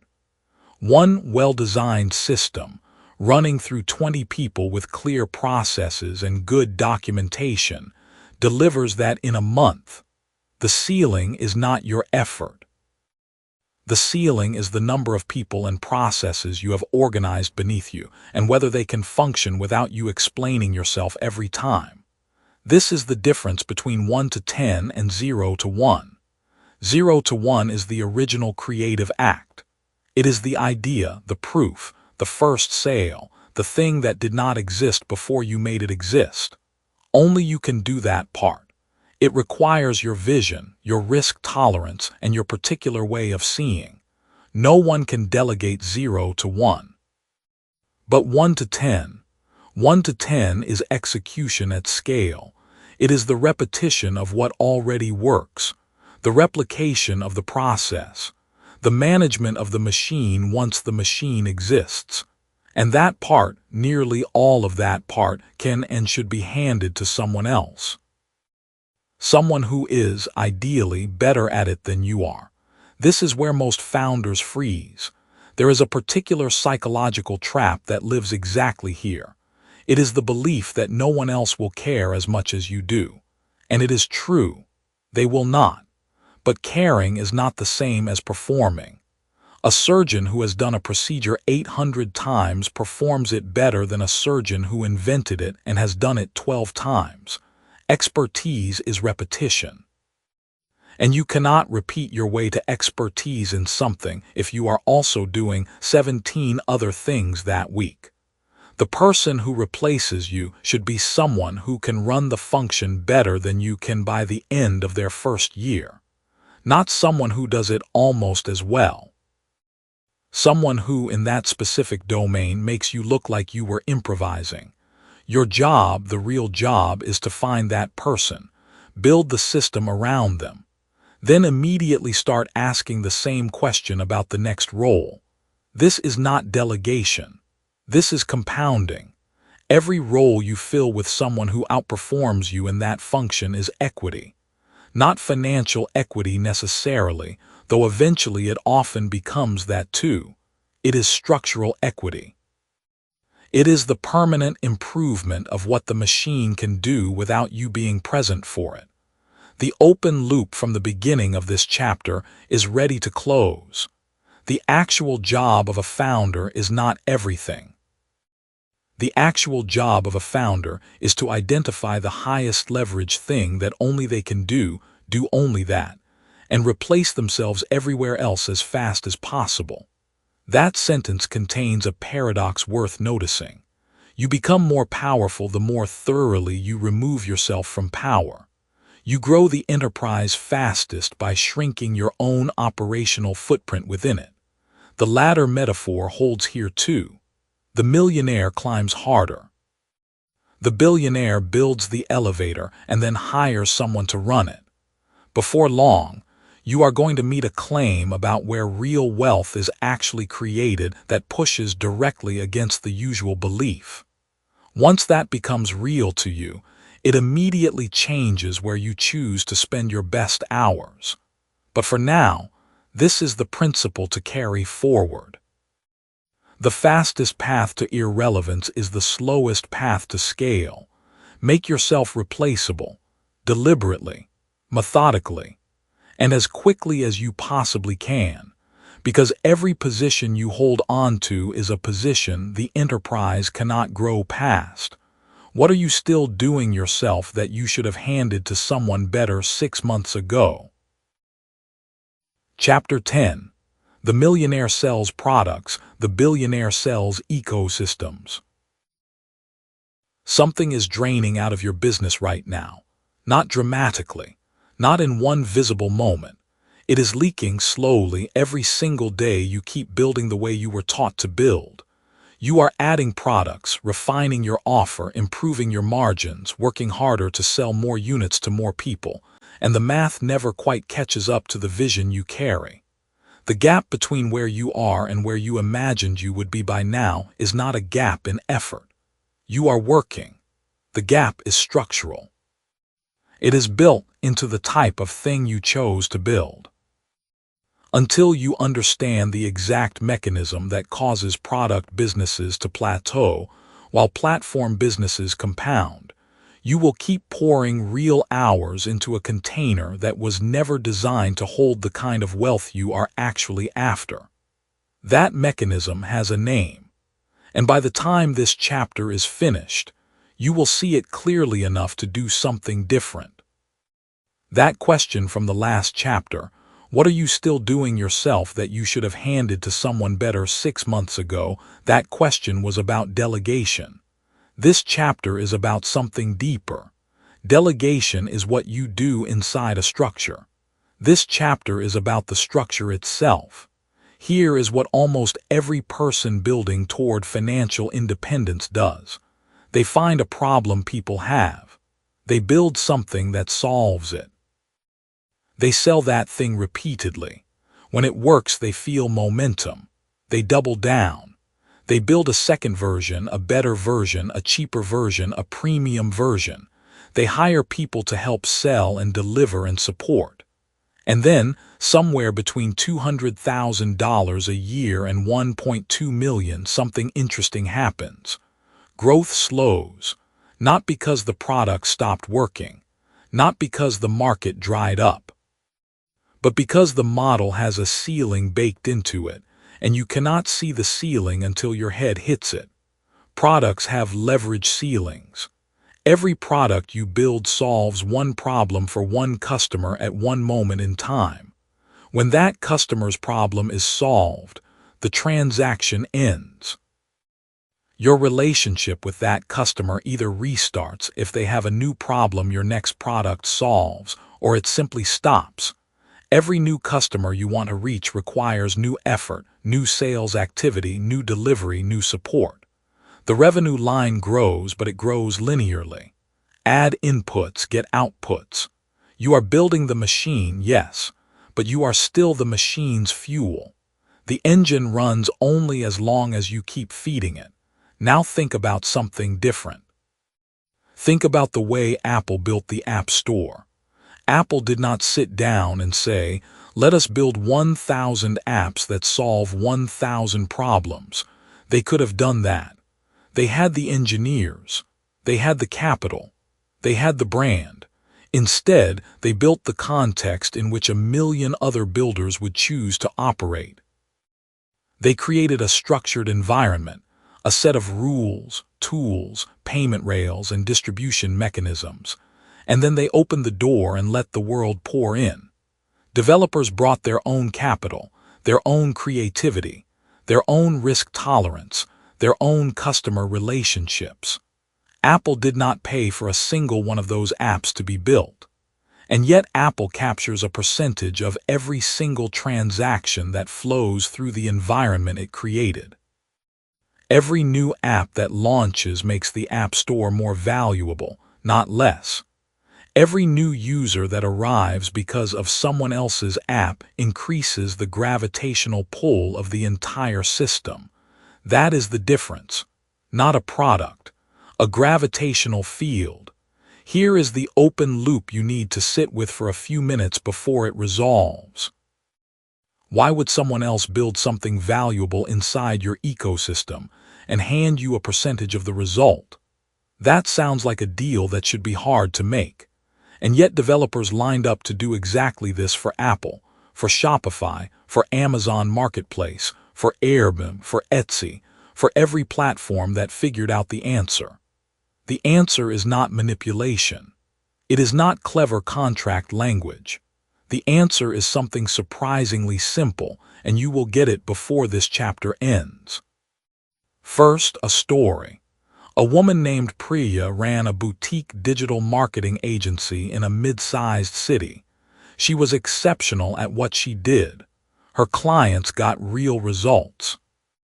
Word spread and she grew, adding team members, expanding her service menu, and soon she was managing 8 full-time contractors and pulling in just under $1 million a year in billings. She was proud of that number and exhausted by it.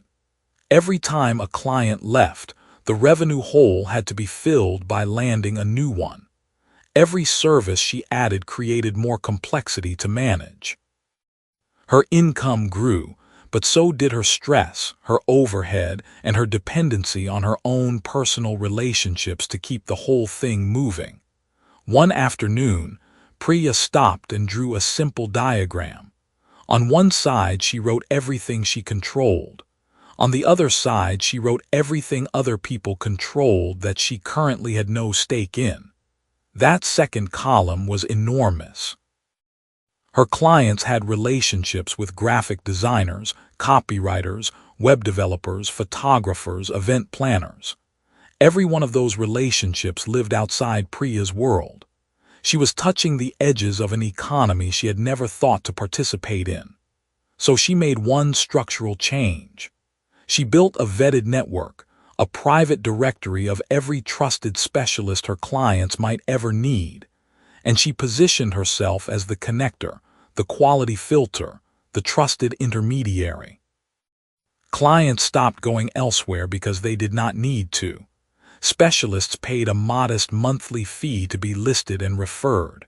Referral arrangements flowed both ways. Within 18 months, Priya's revenue grew by 60%. Her personal workload did not grow at all. She had not built a new product. She had built a small ecosystem. The value now lived in the connections, not in her hours. One beat after a story like that before you rush to the lesson, notice what you actually feel. There is something uncomfortable in it, is there not? Because if that was available to Priya, and if you have been building your own version of an agency or a product business or a service practice, then the question becomes obvious. What have you been missing and for how long? That discomfort is not failure. It is information. Here is the mechanism stated plainly. A product solves one problem once. An ecosystem creates a gravitational field that attracts problems, solutions, and capital simultaneously. Read that again slowly. A gravitational field, not a solution, not a service, a field. When you build an ecosystem, you are not solving problems. You are creating conditions under which problems and their solutions find each other, and you earn a portion of every match made. The difference in scale is not incremental. It is not twice as good. It is categorically different. Think about where you are right now in your own work, not where you want to be, where you actually are. Think about the people you already serve.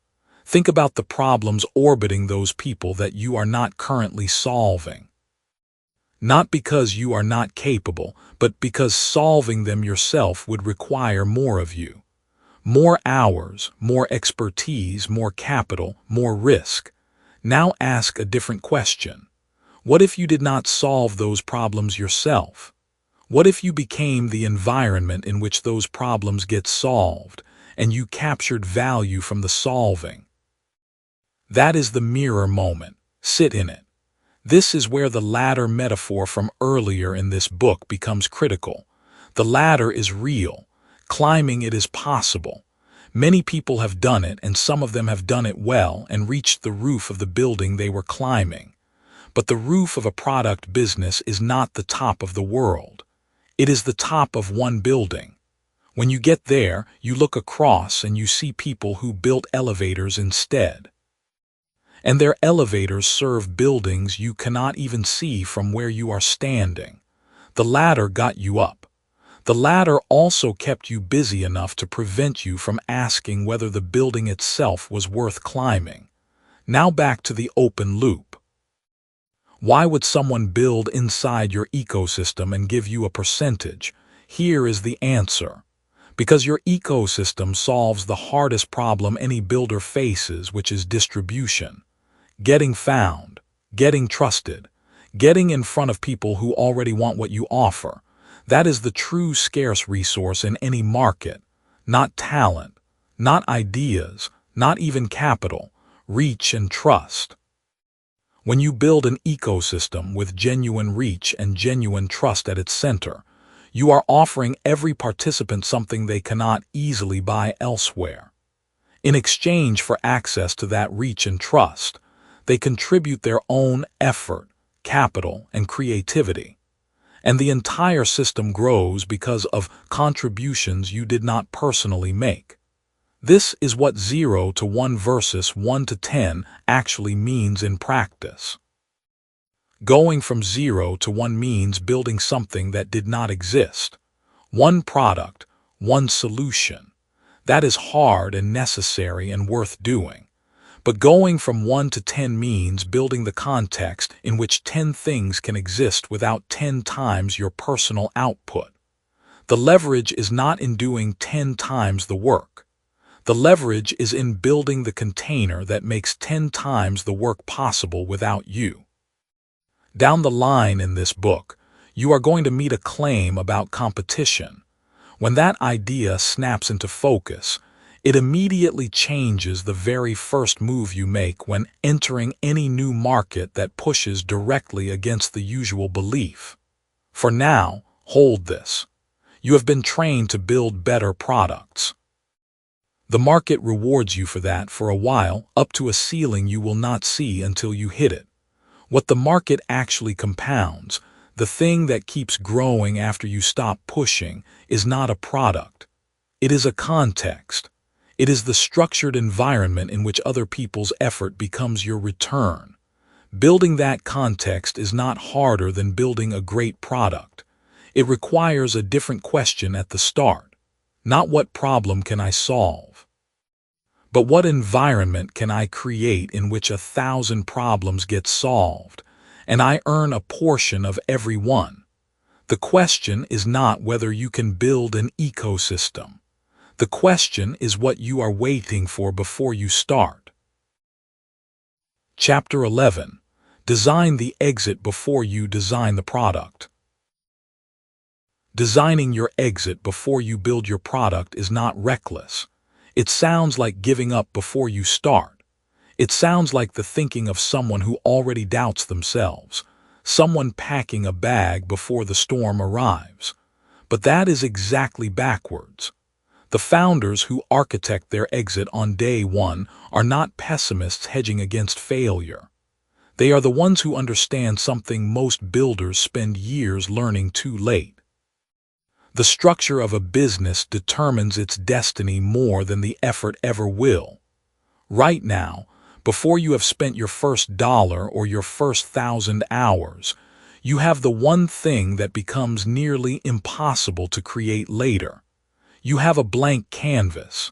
This chapter is about what to paint on it, and why painting the wrong thing first costs you not just money but years. The previous chapter asked what you are waiting for before you build an ecosystem. This chapter answers the next question, the one that sits just beneath that one. Before the ecosystem, before the product, before the first customer, what are you actually building toward? Here is the open loop. There is a number, a specific kind of number that acquirers look at before they look at anything else. Before your pitch deck, before your revenue chart, before your story. Most founders never learn what it is until the conversation is already over. You will know it before this chapter ends. Most people who start a company are thinking about customers. That is not wrong. Customers are oxygen. But the millionaire founder and the billion-scale founder think about customers in fundamentally different ways. And the difference in their thinking is visible on day one, not year 5.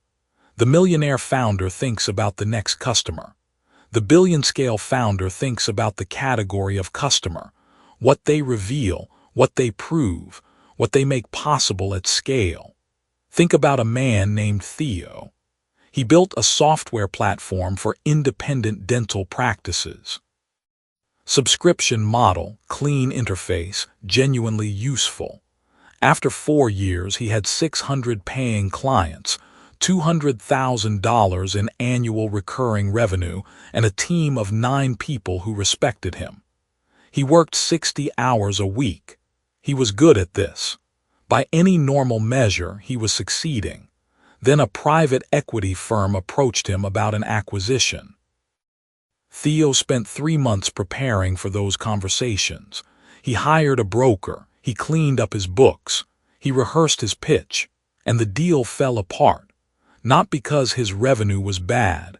Not because his product had flaws. It fell apart because the acquirer could not see how buying Theo's company would make their existing business worth more. Theo's company was complete. It was self-contained. It had no edges that attached to anything else. It was a finished room in a house where the acquirer was trying to build a floor. Theo had built a product. He had not built an asset. The distinction sounds subtle. It is not. An asset, in the language of acquisition, is something that extends the value of something else. Data that reveals behavior at scale. A user network that costs years to build organically. Revenue that recurs without a sales team chasing it down. Theo had revenue. He did not have an architecture. An architecture, unlike revenue, cannot be retrofitted without breaking the walls. Here is what the billion-scale founder understands that Theo did not. Every company will eventually be absorbed, dissolved, acquired, or passed on. That is not defeatism. That is physics. Nothing in business exists in permanent isolation. The question is not whether your company will pass through someone else's hands one day. The question is whether, when that moment comes, you have built something that fits into a larger picture. Something so structurally valuable that a larger player needs it, not merely wants it. Most founders never think about this. They are too busy. They are climbing.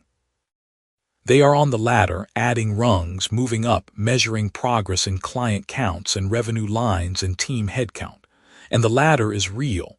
The progress is real. But the ladder is not a building.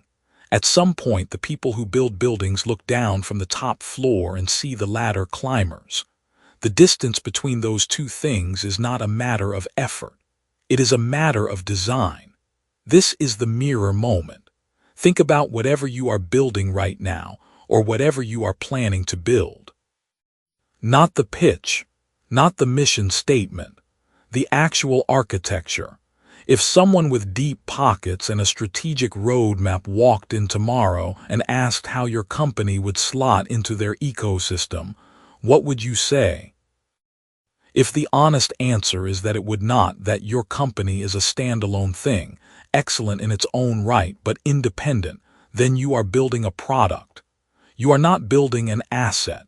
That is not a failure, but it is important to see clearly. Now here is where the structure turns. There are three elements that, when built into a company from the beginning, make it structurally attractive to acquirers at any scale, not as features to add later. As foundations to pour first before the frame goes up. The first is defensible data, not just data, defensible data. The difference matters enormously. Every business collects data now. Customer names, transaction histories, usage logs. That data has almost no value to an acquirer unless it reveals something that cannot be seen from the outside, something that took years and real relationships to accumulate. A company that knows which marketing messages converted in a specific demographic across 48 months, and why, and can prove it, that company owns a map that nobody else has. Maps are worth more than the territory they describe. Acquirers do not pay for what you have done. They pay for what they cannot do without you. Defensible data means your data answers questions that a buyer is actively asking. Questions they are spending money trying to answer on their own right now. When you build your data architecture on day one, ask this. If I could only keep one dataset from my business, what would it reveal that nobody else knows? Build that first. Build everything else around it. The second element is network effects. A network effect is not a referral program. It is not a loyalty system. It is a structural condition in which your product becomes more valuable as more people use it. The test is simple. If you double your users, does the product get twice as useful? If yes, you have a network effect.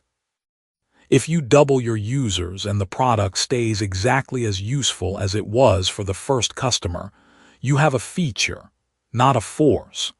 Acquirers pay a premium for network effects because network effects are leverage ceilings that reset. They mean a competitor cannot simply outspend you to reach the same position. By the time a competitor has caught up to where you are today, your network has grown and the gap has widened. This is not a coincidence. It is a structural advantage that compounds over time exactly the way interest compounds, silently, constantly, and in your favor. When you design your product, ask before you build. Where does the act of one user create value for another user? Find that mechanism. Expand it. Make it central, not peripheral. If it is central on day one, it will be irreplaceable by year 3. The third element is recurring revenue. Not one-time transactions. Not project fees. Not consulting revenue that requires you to show up and perform. Recurring revenue that collects whether you are working or sleeping. Revenue that a buyer can model into the future with confidence. Revenue that does not depend on your personal relationships, your reputation, or your continued presence. This is where the machine metaphor becomes most critical. If your revenue stream requires you to be the machine, it is not an asset. It is a job with a logo. Here is the number. The number acquirers look at before anything else. It is not total revenue. It is not customer count. It is the ratio of recurring revenue to total revenue. A company with $1 million in annual recurring revenue is worth significantly more than a company with $3 million in one-time revenue. even though the second company made 3 times the money, because recurring revenue is predictable. Predictability is the language of valuation. Valuation is the language of acquisition. And acquisition is the event that converts years of work into a single moment of wealth. Theo never got there. His recurring revenue was real, but it was fragile. It depended on him staying involved, on renewals that required personal outreach, on relationships that lived in his head, not in the system. The moment he stepped back, the number softened, and a softening number tells an acquirer that the value is not in the company. It is in the person. People are not acquired. Companies are. Build the system so the revenue flows even when you are gone. This is not just an exit strategy. It is the difference between owning a business and being owned by one. Now close the loop. The number that acquirers look at first is the ratio of recurring to total revenue. Most founders never know this because they are focused on growing the top line, not shaping its composition. They celebrate a record revenue month without noticing that 70% of it was one-time, unrepeatable, fragile. The composition of your revenue is a signal about the nature of your business.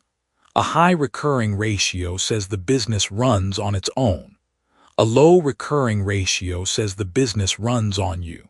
One of those is worth 10 times the other at the moment of sale.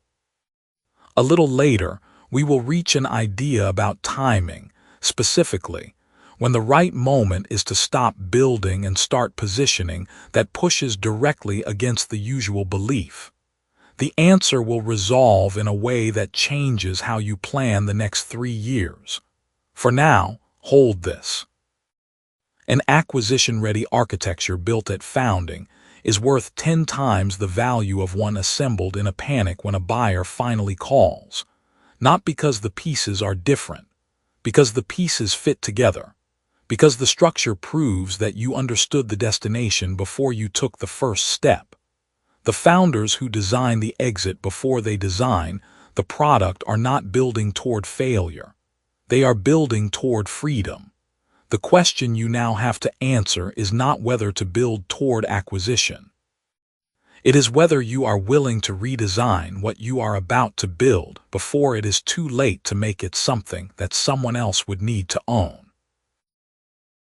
Chapter 12. Stop climbing the ladder, build the elevator. Every civilization that has ever risen and fallen left behind the same unspoken question scratched into its ruins. Why do a small number of people within any given era seem to build things that outlast them, while the majority, people who worked just as hard, maybe harder, leave almost nothing behind? It is not talent. History does not reward talent automatically. It is not education, not connections, not even courage alone. What separates the builders from the climbers is something structural. A decision made not about how fast to move, but about what kind of thing to move through. You have been asking a version of this question your whole life, even when you called it something else. This chapter is where the answer stops being abstract and starts being yours. You already answered the last question this book asked you. You decided, or you are deciding right now, that what you build should be worth owning by someone other than you. That the architecture of it matters. That redesigning before it is too late is not weakness. It is the only intelligent move left on the board. Good. Hold that. Because what comes next is the part most people never reach. An unresolved question is carrying this chapter forward while the chapter unfolds. There is a tool you have been using your entire working life that was sold to you as the path to freedom. By the end of this chapter, you will understand exactly why that tool was always the ceiling, not the door. Think about the ladder, not a metaphor yet, an actual ladder. Lean it against a wall, climb it rung by rung, and what do you get? You get higher. That is the promise. Every rung is effort. Every effort is a reward. Every reward confirms the logic. You work, you rise, you rise, you earn, you work harder. The ladder feels like progress because you are moving. You can feel your hands gripping, your legs pushing, your breath shortening with effort. The physical sensation of climbing is almost identical to the physical sensation of building something. Almost. But not quite. The difference is invisible until you stop. When you stop climbing a ladder, you stop rising. The moment your effort pauses, so does your position. That is the mechanic hidden inside every salary, every hourly rate, every commission structure, every freelance project, every consulting agreement that bills by the hour. The ladder rewards motion, not existence, not ownership, not sleep. Motion, which means the second you are not moving, the ladder is not working for you. The millionaire model is a ladder. It was always a ladder. You were told that the path to $1 million was simple: earn more, spend less, save the difference, invest what you save, repeat for decades. And that works. It genuinely works for building $1 million. But look at what it costs. It costs every decade of your highest energy years. It costs the compounding of your time in exchange for the compounding of your money. You trade the irreplaceable resource to accumulate the replaceable one. And at the end, if you execute perfectly, you have $1 million and 60 years of experience climbing a ladder that belongs to someone else. Someone else owns the building. That is the part no one said out loud. The ladder leans against a wall, and that wall is someone else's asset. Your employer's revenue model, your client's business, your platform's algorithm. You climbed beautifully. You climbed fast. You may have climbed faster than nearly everyone around you. But the building never became yours, and the ladder never gave you a floor to stand on when you decided to rest. Now meet 𝗓𝗓. 𝗓𝗓 was 31 years old and made good money. Not great money, but good, enough that her friends assumed she had it handled, and she mostly agreed with them. She had 3 freelance clients, a side project that made a few $100s a month, and a savings account she was genuinely proud of. By any reasonable measure, she was climbing. She worked 60-hour weeks and told herself that once she hit a certain number she could slow down and figure out the rest. One Tuesday afternoon, her largest client sent a 2-line email. They were restructuring. Her contract would end in 30 days. In one message, 40% of her income stopped existing. She did not lose her skills. She did not lose her work ethic. She lost the wall her ladder was leaning against. And she realized in that moment that she had built nothing that could survive the removal of someone else's decision. 𝗓𝗓 did not spiral, but she sat very still for a long time. She looked at everything she had spent the last 4 years building, and she asked one honest question: if I disappeared tomorrow, what here would keep moving? The answer was nothing. That question is the one you need to sit with right now, not as a crisis, as a diagnostic.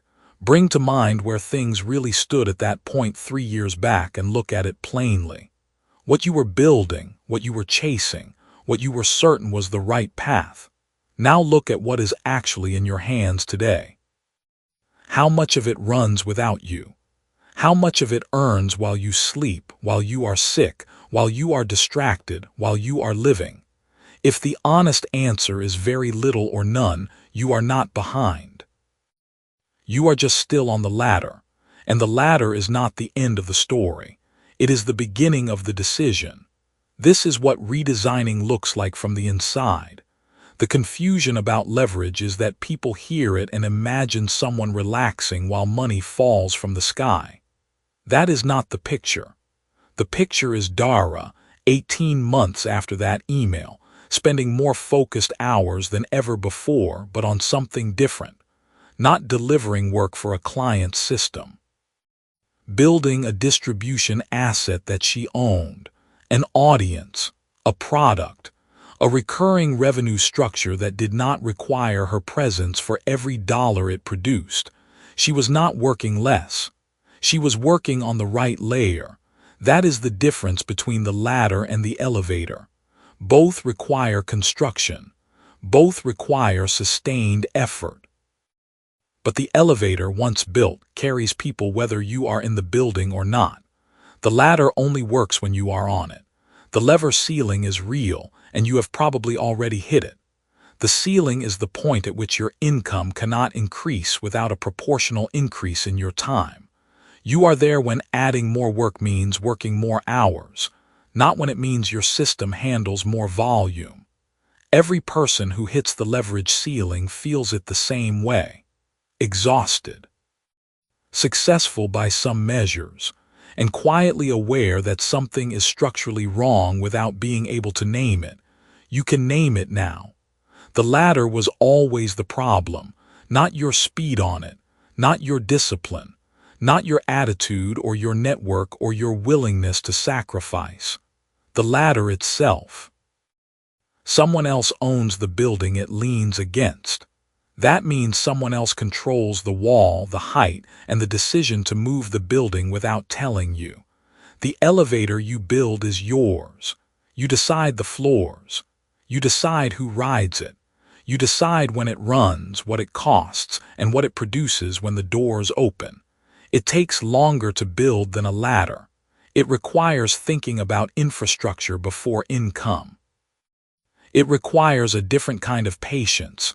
Not the patience of endurance, but the patience of design. Here is the closed loop. The tool that was sold to you as the path to freedom was effort applied directly to income. More effort, more income. It works, but it was never freedom. Freedom is not the ability to earn more when you work harder.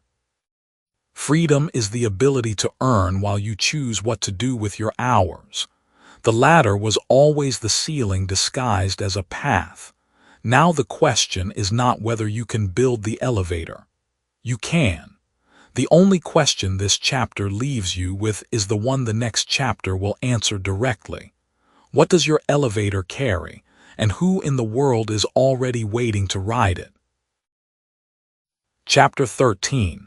You think like an employee who owns a business.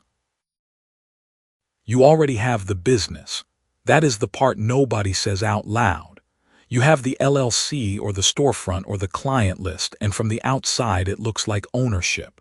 But here is what is also true. You are the first one in and the last one out. You are the one they call when something breaks. You are the reason the thing runs. And if you disappeared for 90 days, the business would either collapse or coast to a slow, grinding halt. That is not a business you own. That is a job you built yourself. The question sitting underneath this chapter is not whether you work hard enough. You do. The question is whether the thing you have built is designed to need you less over time or more. That distinction is not a matter of effort. It is a matter of identity. This chapter is going to show you exactly which identity is running your decisions right now and what it costs you to keep it. The previous chapter left you with an elevator. What does it carry, and who is waiting to ride it? Sit with that image for a moment before we move forward. The answer depends entirely on who you think you are in the picture. If you are standing in the elevator, operating the controls, greeting each passenger, you are the operator. The elevator runs because you run it. If you are the person who designed the elevator, funded the shaft, and then walked away to design the next building entirely, you are the architect. The elevator still runs. You are just not in it anymore. Most people who call themselves business owners are operators with a legal document. That is not an insult. It is a description. The operator identity is one of the most seductive identities available to an ambitious person. It rewards competence. It rewards hustle. It rewards being the smartest person in the room, the most reliable, the most responsive.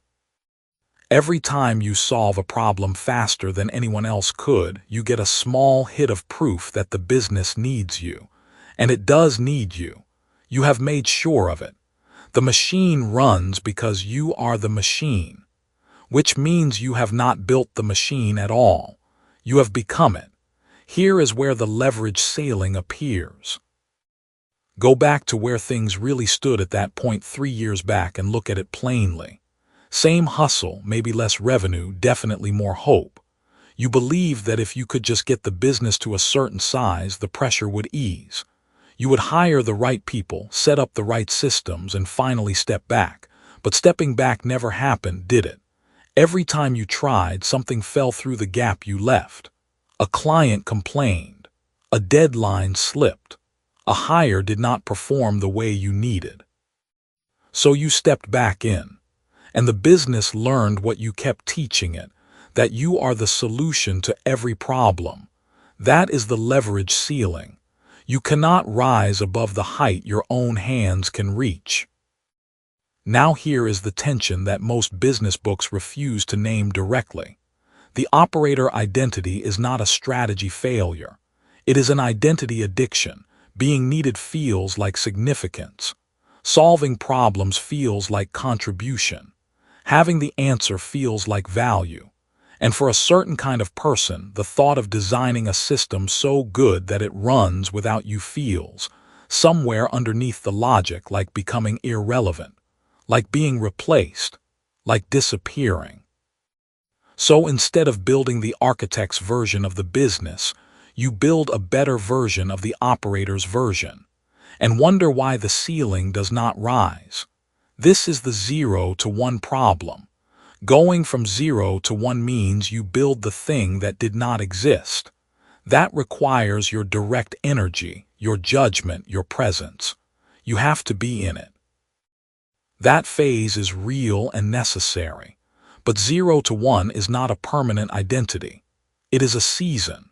The operator who cannot let go of 0 to 1 thinking becomes the millionaire who works like a billionaire should not have to. They build everything by hand and then wonder why the next floor never gets built. The architect knows that 1 to 10 is a different game entirely. 1 to 10 means you replicate, you delegate, you systematize. You stop being the answer and start designing the conditions where answers emerge without you. That is not abandonment of the business. That is the most sophisticated thing you can do for it. There is a woman named 𝗓𝗢𝗧𝗘 who ran a boutique marketing agency for 6 years. 14 clients, a small team, and a reputation sharp enough to charge real money.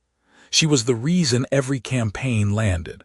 Her eye, her voice, her relationships. Clients hired 𝗓𝗢𝗧𝗘, not the agency. She knew this and took pride in it. At year 4, she tried to hire a creative director to take some of the load. Within 8 months, she had quietly taken back almost everything the director was supposed to own. The work coming from that person was not the way 𝗓𝗢𝗧𝗘 would have done it. Good, but not her. By year 6, she was exhausted in the specific way that only comes from being essential. She was not burned out from bad work. She was burned out from good work that only she could do. A mentor finally asked her one question. What would the agency look like if your taste could be taught instead of performed?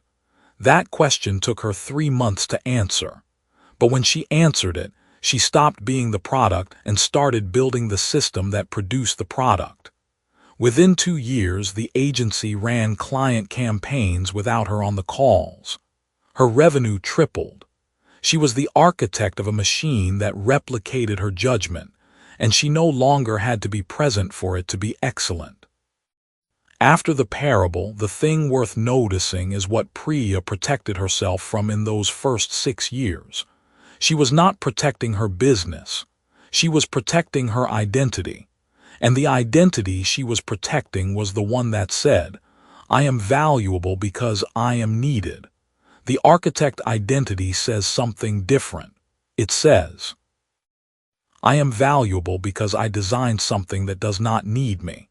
That is the core shift, not a strategy, not a tactic, an identity. Now here is the open loop this chapter raised in the first few minutes, and here is where it closes. The question was, Which identity is running your decisions right now? Here is how you know.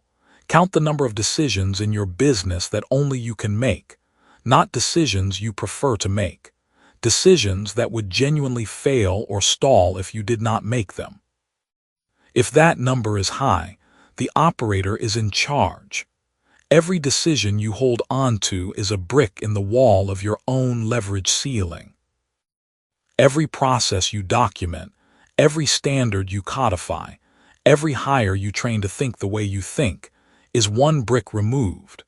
The architect is not born in a single day, but the architect is built one delegated decision at a time.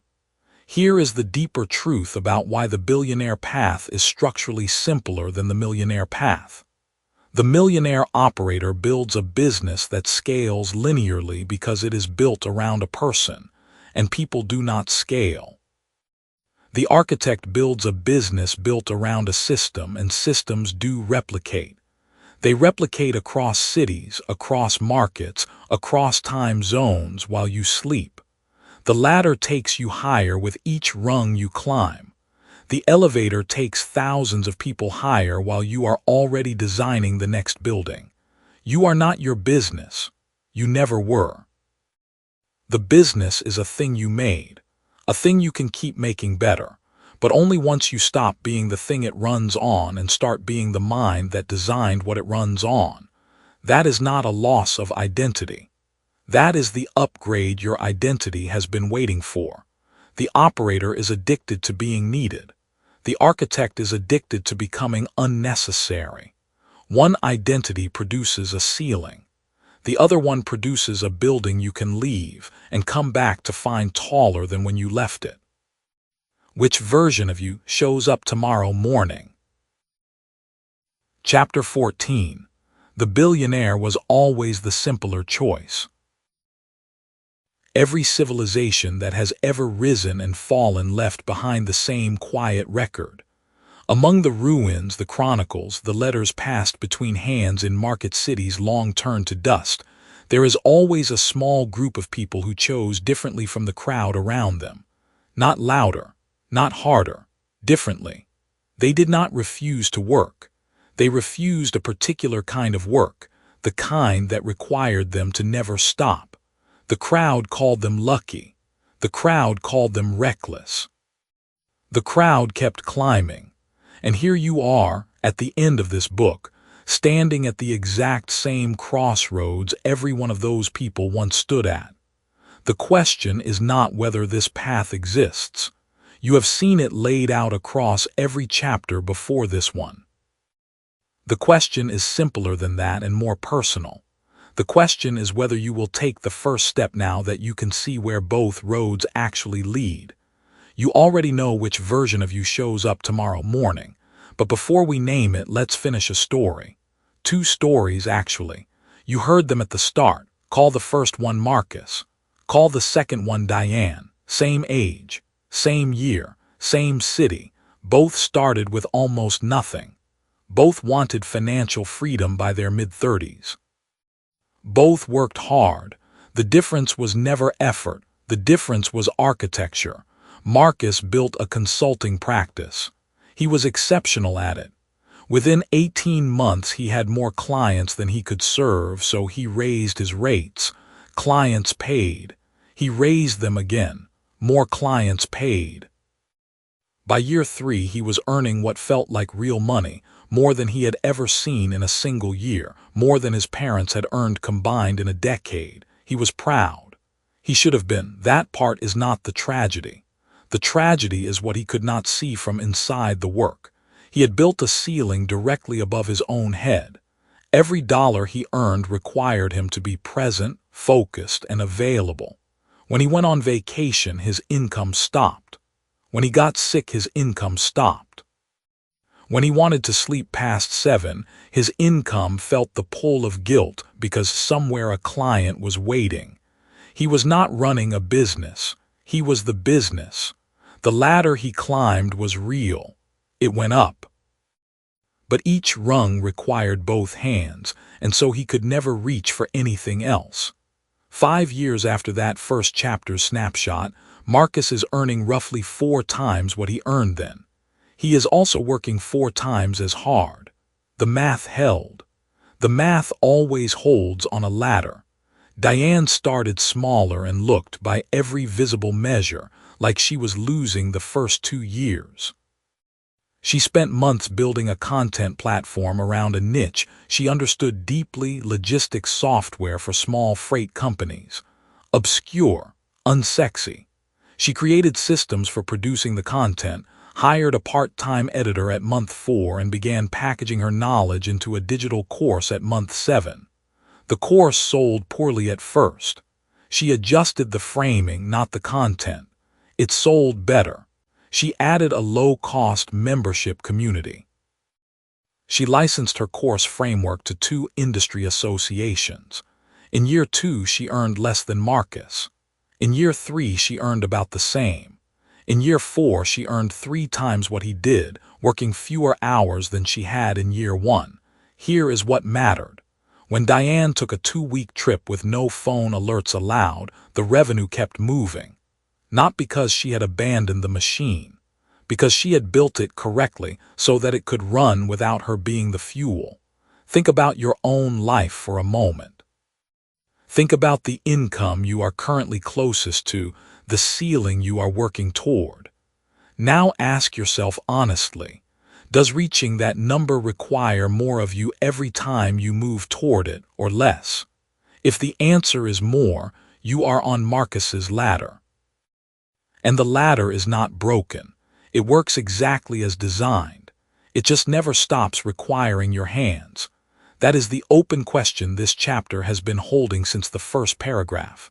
Not whether you can earn more. Of course you can.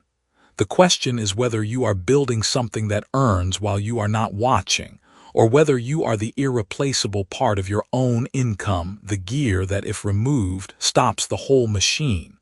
One of those 2 things is grinding. The other is leverage. And leverage, once you understand it, is not a shortcut. It is the only structurally honest response to how wealth actually moves. Here is the paradox that this book was always building toward. The millionaire path feels safe because it is incremental. You can see the next step. You know what each month's effort should produce. You can measure the rung, but that legibility is the trap. The measurable path is linear, and linear systems have ceilings baked into them before you start. The ceiling is not a punishment. It is a feature of the design. Billion-scale thinking feels arrogant from the outside. It feels like delusion, like ego, like someone who does not understand how the world works. But that impression inverts the reality. Thinking at a bigger scale forces simplicity. You cannot micromanage a system that serves 1 million people. You have to build the system correctly once and then let it move. The removal of your daily presence from the equation is not laziness. It is the entire engineering challenge. Getting yourself out of the machine is harder than staying inside it. The ladder kept you busy. That was its function all along. You were too occupied climbing to build the elevator. Diane did not start with more talent than Marcus. She did not start with more money. She started with a different question. Not how do I earn more next month, but what can I build once that earns repeatedly? That one question changed the entire structure of everything that followed. You are not Marcus. You are not Diane either. But you are at exactly the same fork they were at. And you are there with something neither of them had when they started. You are there with the map. The map does not guarantee anything. No book does. No idea does. The map only removes the excuse that you could not see the territory. You have seen it now. The leverage ceiling is real, and you know how to find it before you hit your head on it. The ladder is real, and you know how to recognize when you are on one. The difference between building a machine and being the machine, you know what that distinction costs across a decade. Simplicity at scale is not arrogance. That is the sentence this whole book was carrying.